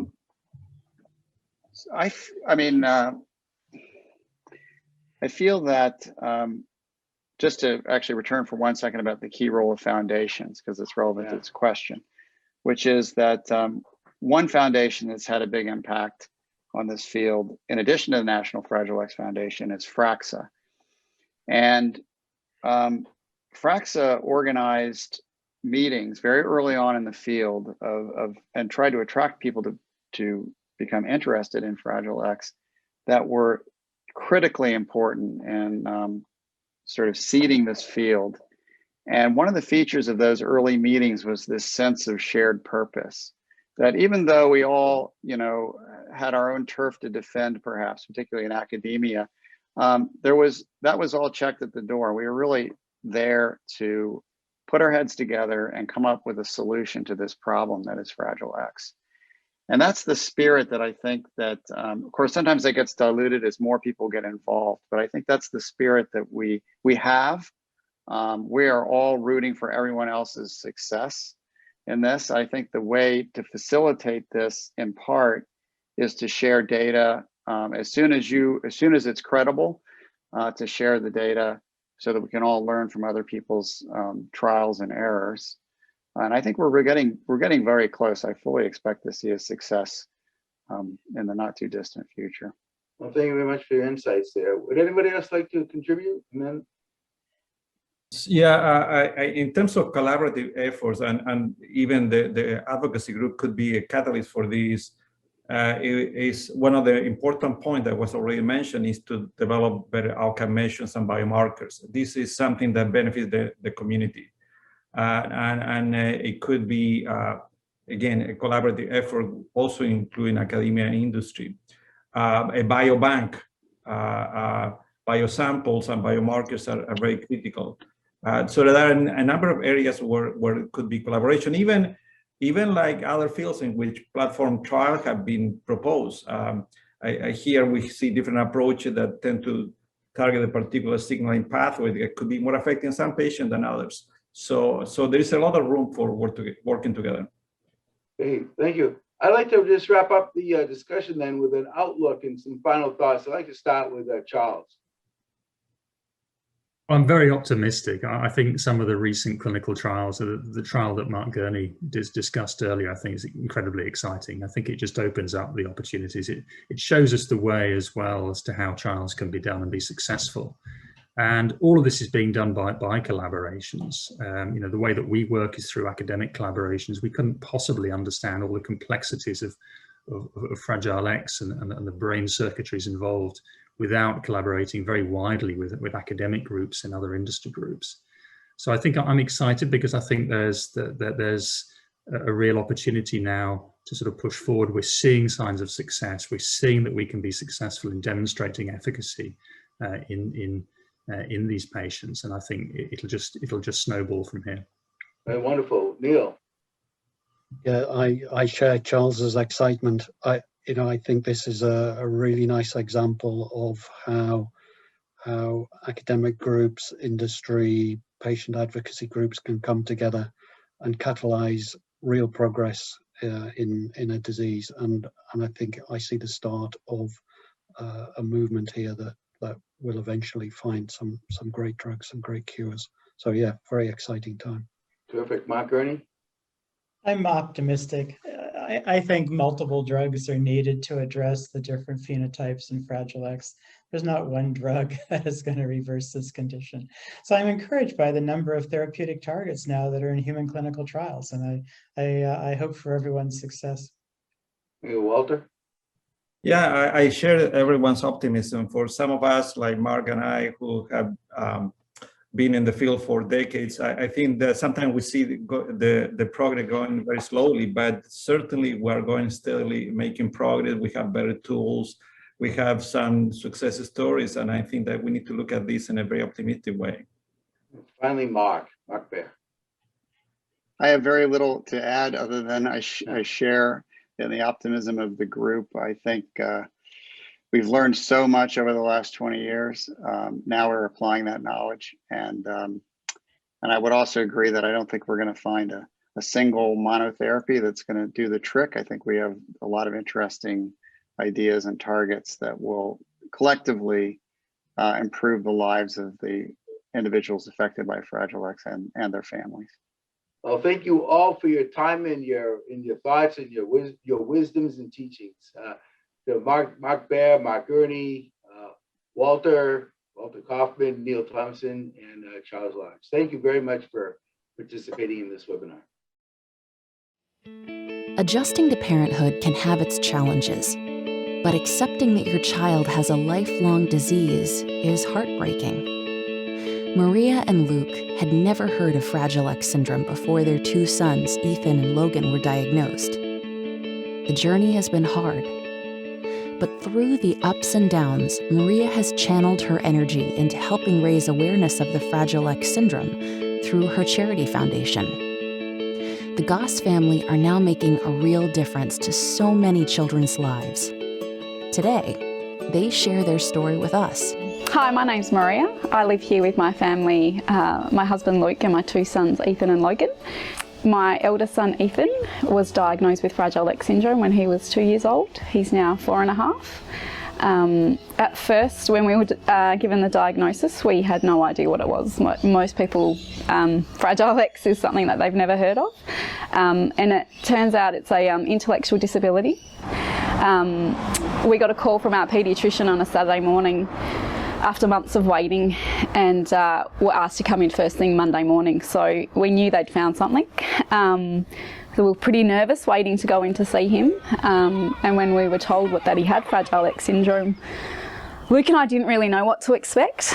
It's quite a scary thing when the paediatrician tells you that your son has a lifelong condition, no cure for it, and you realise that the journey you think you're on as a parent is completely changing in that one instance.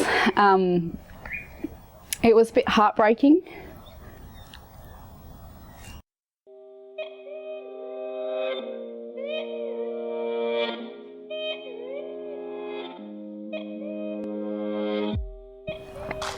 In that one moment, I felt that everything around me just came closing in, and I was angry. An overwhelming amount of guilt. So Luke and I went away and we did as much research as we could and found out as much information as we could and figured out the best way forward for Ethan and what we needed to do for him to give him the best life possible. So at that stage we also had a 4-month-old son, Logan. So even though he was developing so differently, the paediatrician was quite certain that he didn't have it because he was just so different. But just to just to be sure, we sent him off for the blood tests just to see if he did have it, just to cross that off the list. And as it turns out, we got the results 5 months later that Logan too also has Fragile X syndrome. So both our boys have this condition. It's an intellectual disability, so it means that their development will be delayed. They'll face challenges the rest of their lives. It's very similar to autism. That's probably the easiest way to describe it. So once we got Logan's diagnosis and we realised that both our boys had Fragile X syndrome, you can't help but feel angry. It was such a moment in time that we'll never forget. But soon you realise that being angry doesn't make it better. It's not going to change their condition. So we took some time out, we had a cry, shed some tears, and educated ourselves on what we could do best to help them and give them the best life possible. So we've put them into an early intervention program at Kids Therapy Centre, and there they do their physiotherapy, speech therapy and occupational therapy. And we have seen such a huge improvement in both of them since doing this. Hi, my name's Lisa and I live across the road. I'm a neighbour of Maria's. We've lived in Kensington for the past 14 years, and Maria and Luke moved in 2 years ago, and since they have become our neighbours, our community has just become so much closer. Everybody has begun to meet everybody, and my children play with her children, well, most days. we go to the park together, and our girls have learnt so much from Maria and Luke's little boys. They're very vibrant children, and our girls just love them, and we go swimming with them. We send food to each other's homes, and we go to the park together and play, and it's just been a real privilege to watch these little boys grow, and when they get a new word, we all delight in it, and when they learn to swim or duck dive or do something that sometimes can be quite tricky, you know, it's just a wonderful blessing to just be able to experience that with Maria and Luke, and know that they're there for us, and we're always going to be there for them. It's just a real privilege. So even though both our boys have Fragile X syndrome, they are completely different. The severity between each person with the syndrome varies greatly. So we like to say they're like day and night. Ethan suffers a lot from anxiety, overwhelmed in loud and busy situations, can't cope if things happen that he's not prepared for. If someone suddenly comes home and he doesn't know that they're coming over, it can lead to a huge meltdown. Or on the flip side, Logan's quite social. He loves being around people and other kids, and he loves when people come over. He gives the best welcome homes and cuddles and kisses. So raising two boys with the same syndrome who are completely different leads to so many different challenges. Living with Fragile X is tough, I'm not gonna lie. It's tough, like everything we do is hard. So even though we have a lot of tough moments in every day, we also have a lot of fun, happy moments. They are the best of mates. They love getting into mischief together. Logan's often leading Ethan astray. They love playing with water. They enjoy the simplest of things. Watching the buses drive past brings them absolute joy every single day. Watering the garden and swimming in the pool and watching the wiggles. They've just taught us to enjoy the simple things and really appreciate the small moments in life and not to take them for granted. Yeah. The future brings hope to so many who are suffering from Fragile X syndrome. As scientists, patient advocacy groups, and clinicians continue their fight against this destructive disease, we hope there will soon be more innovative therapies for Fragile X syndrome. And the big question is, where do we think we'll be in the next 10 years? Hi, Allison. It's great to see you.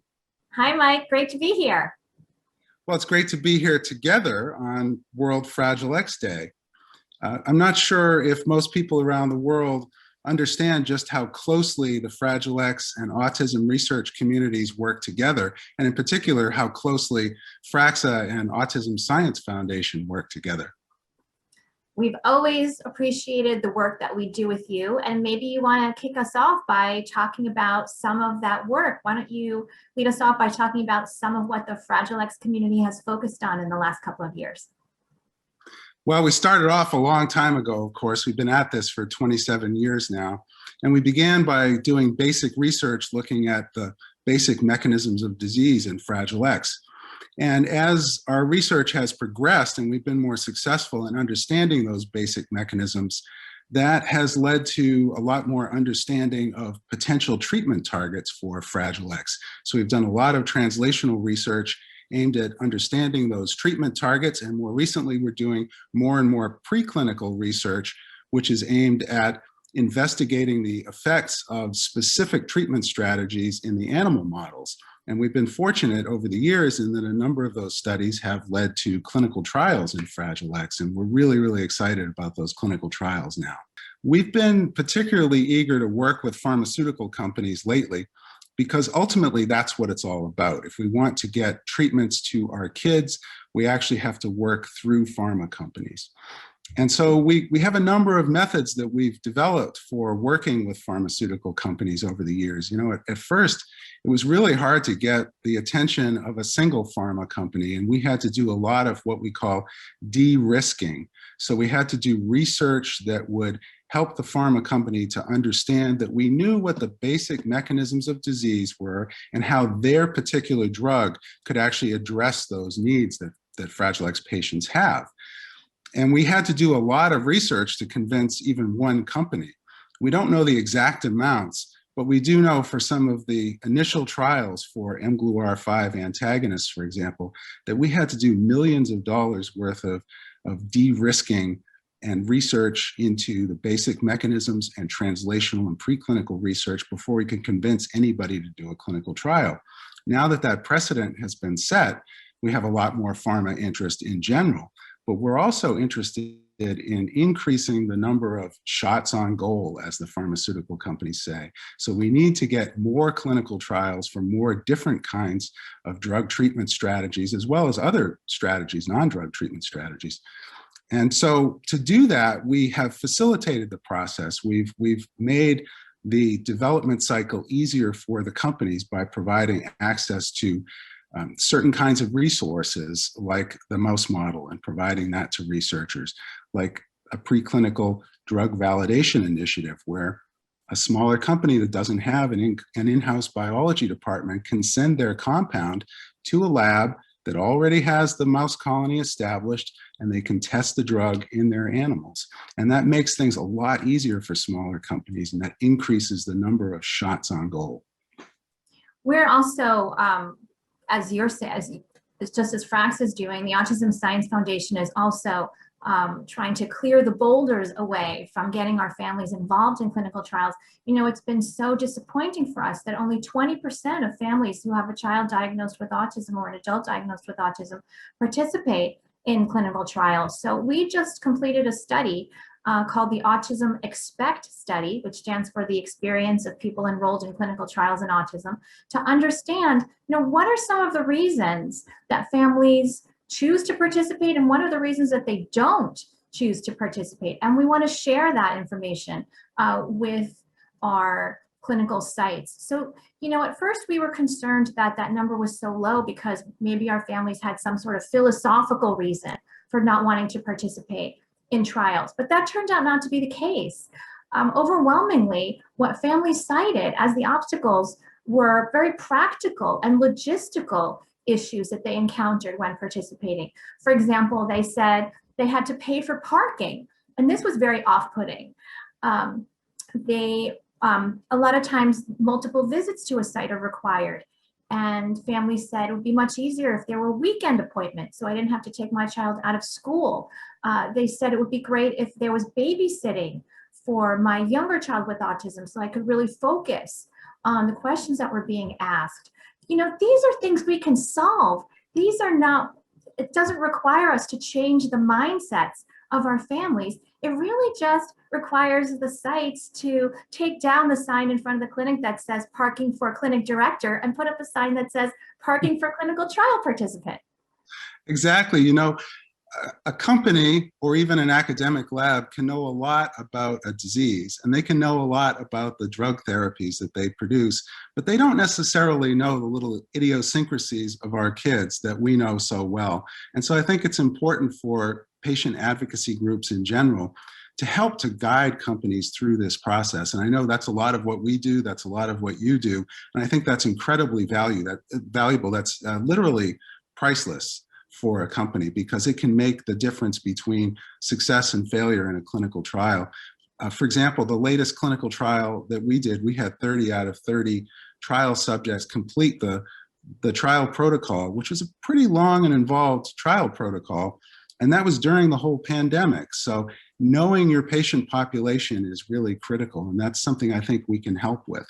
We often think about what is in store for the next 10 years or so. And I think a lot of things are going to change in the next 10 years. We are witnessing the development of incredibly powerful technologies. I think 10 years from now, we will be able to turn more or less any gene on or off at will, and that'll give us the power to manipulate diseases in a way that we've never been able to do it. The implications for Fragile X are obvious. In Fragile X, most people have a mutation that merely turns the gene off. There's not actually anything wrong with the coding region of the one gene in most Fragile X patients. And so you could, in theory, just reactivate it, turn it on, get normal production of the Fragile X protein, and you'd be good to go. How long that scenario will take, I don't know, but we're very optimistic that we will eventually get to that point. And I think in the broader autism community, we're hopeful that over the next 10 years, we will be able to increase the number of children and adults for whom we can identify the genetic cause so that we can move those patients into homogeneous groups for clinical trials. I think, that's a lot of the learning we've embraced from the last few years, is that we can't lump everyone with autism into one group for clinical trials and then expect to see a signal. But we are making much better progress with these homogeneous groups using the gene first approach. So I think between that and also understanding that for some patients with autism, it will be a combination of genetic deletions and duplications. And we'll have to understand more about how we can treat those changes pharmaceutically and medically. Because really every patient with autism deserves to have treatments that are based on the underlying biology. We have to move beyond the point of just sort of treating behaviorally and crossing our fingers and hoping that the kids improve. They deserve our best scientific interventions, our best medically based sound biological interventions. So that's really exciting, and we're really hopeful about the future after that kind of experience. And I think your optimism and your hope is reflective of the broader autism community, which, as I said earlier, really looks to the Fragile X community for leadership and is so enthusiastic and excited about the progress that's being made in Fragile X, because we know that that will translate to the broader autism community. So thank you so much, Mike, for inviting me. This was such a lovely conversation. And I really want to express my appreciation to everyone who's watching in the pharmaceutical industry. We count on you. We are here to be your partners. Please feel free to contact us. I'll offer up Mike as well as offering up myself as a resource, but please, we're here to be your partner. We're here. This is what we do. This is my job. And it really has been a great conversation, and really thank you for being here, Allison, and thank you for doing what you do. You're doing great work out there, and we're looking forward to working together in the future, and we're looking forward to a lot of really great things happening in the field in the next couple of years. Nathan, good to see you again. Yeah, it's a pleasure.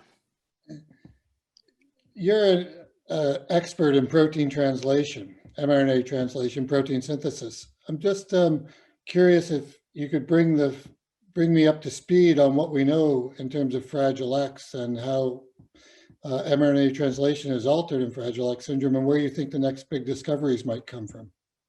Thank you very much, Peter.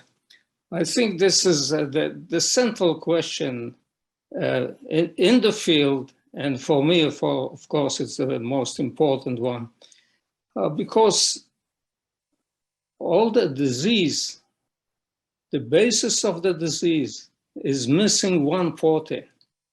So theoretically, for a biochemist like me, it looks like a gold mine. It's missing a protein, we see how it works. And we know that it works in translation, discovered in 1990. So since then, we are now 30 years. Since then, we still do not understand the full range of activity of this protein. So the question that has been asked for many years is, how does it inhibit translation? Most of the experiments until now shows that it's inhibition of one phase of translation, which is the elongation, but there are also reports that one cannot discount that the inhibition, they also inhibit initiation of translation. So the question is, which one is the correct? Are there different circumstances, etc.? And what we know now is that there are only a few papers, and one, as far as I know, there is one cryo-EM paper that looks at the structure. And surprisingly, it finds that the FMRP binds the ribosome directly. It was always thought for many years that it binds to the mRNAs, and then it inhibits translation this way. So now the belief is, the general consensus, that there might be two modes of binding that can happen at the same time to the mRNA and to the ribosome. So next to that, what's the consequence of this binding? This we don't know. This, once we know it, I must emphasize it.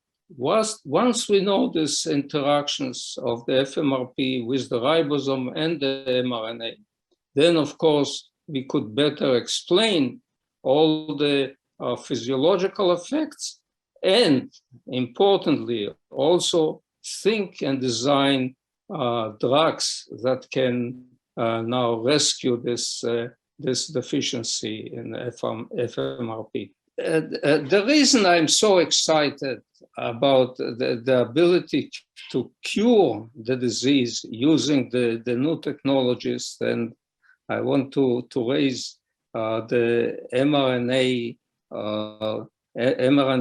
technology in order to express the protein.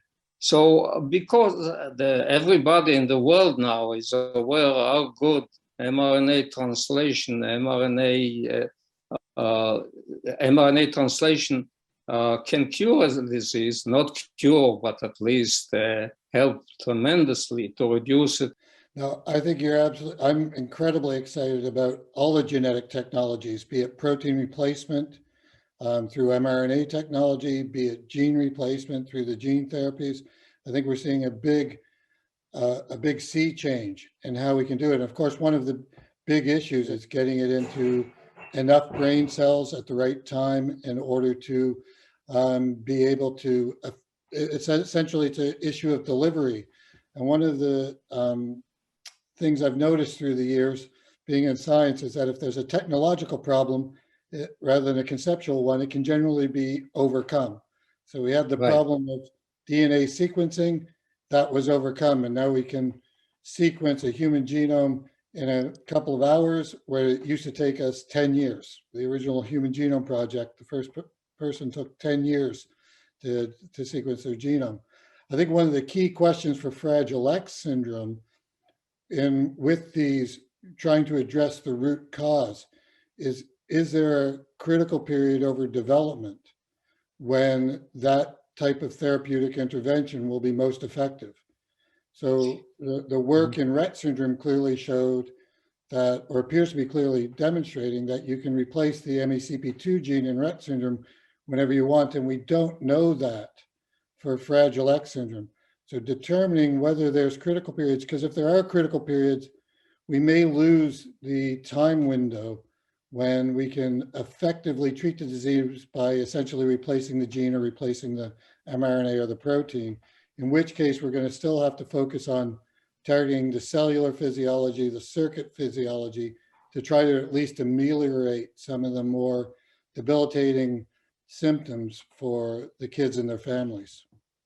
So I would say that for the next 10 years, I'm very optimistic.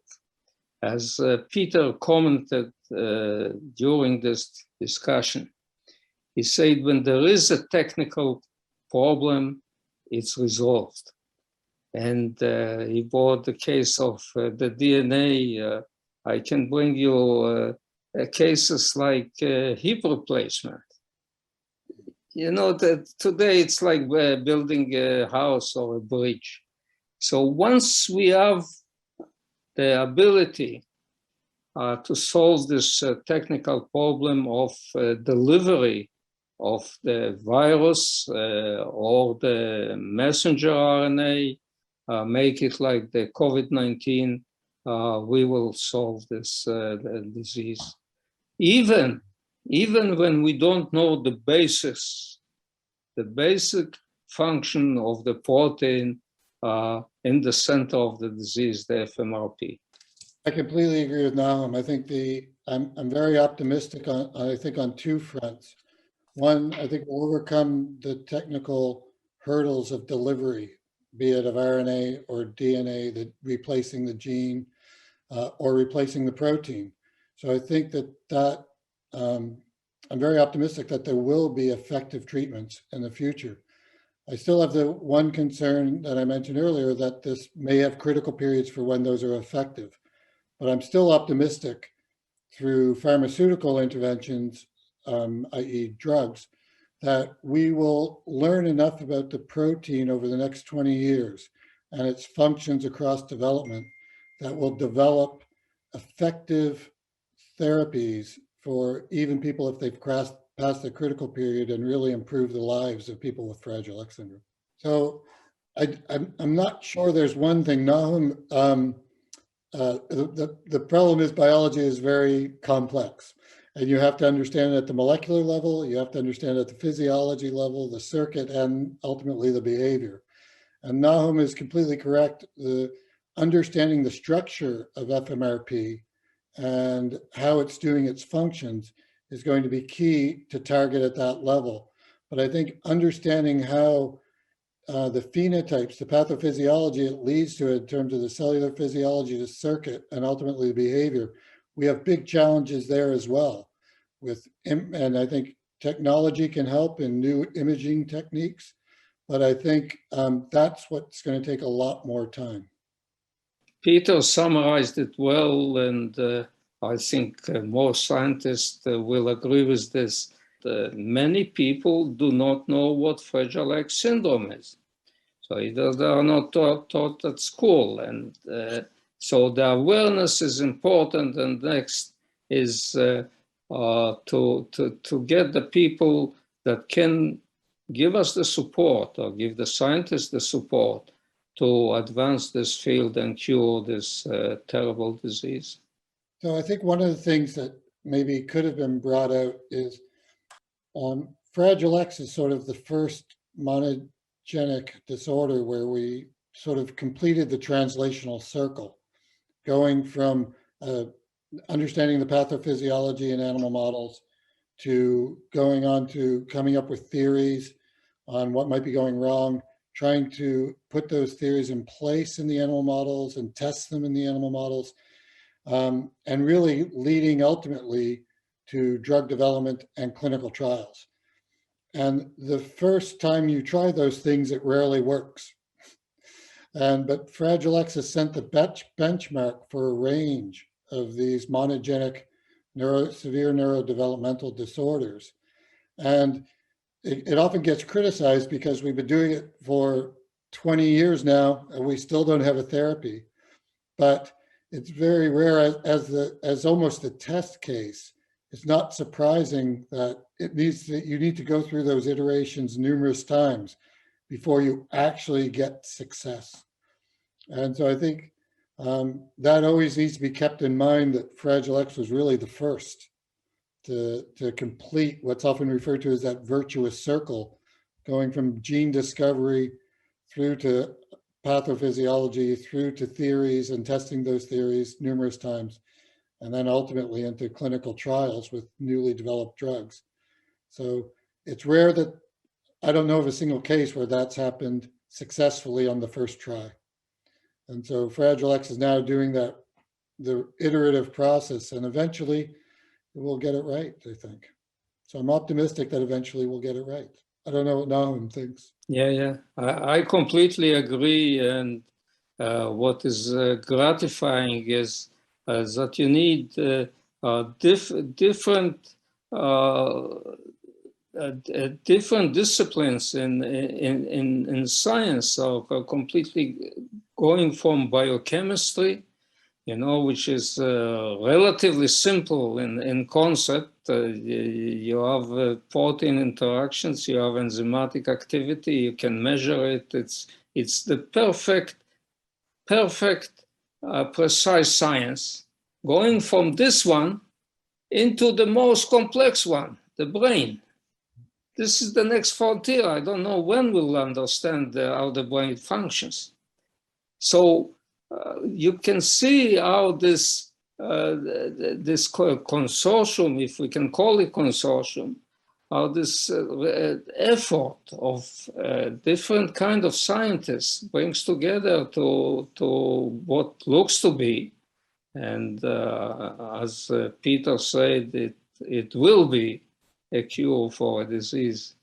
And so that what's nice about science. I always say scientists always believe that this is the future of the world. This is the panacea for all troubles, and the Fragile X syndrome cure will show it. I think we've seen a sea change in how science is done, because never before, certainly when I started my career some 30 years ago, were basic researchers meeting with the families of, with affected kids.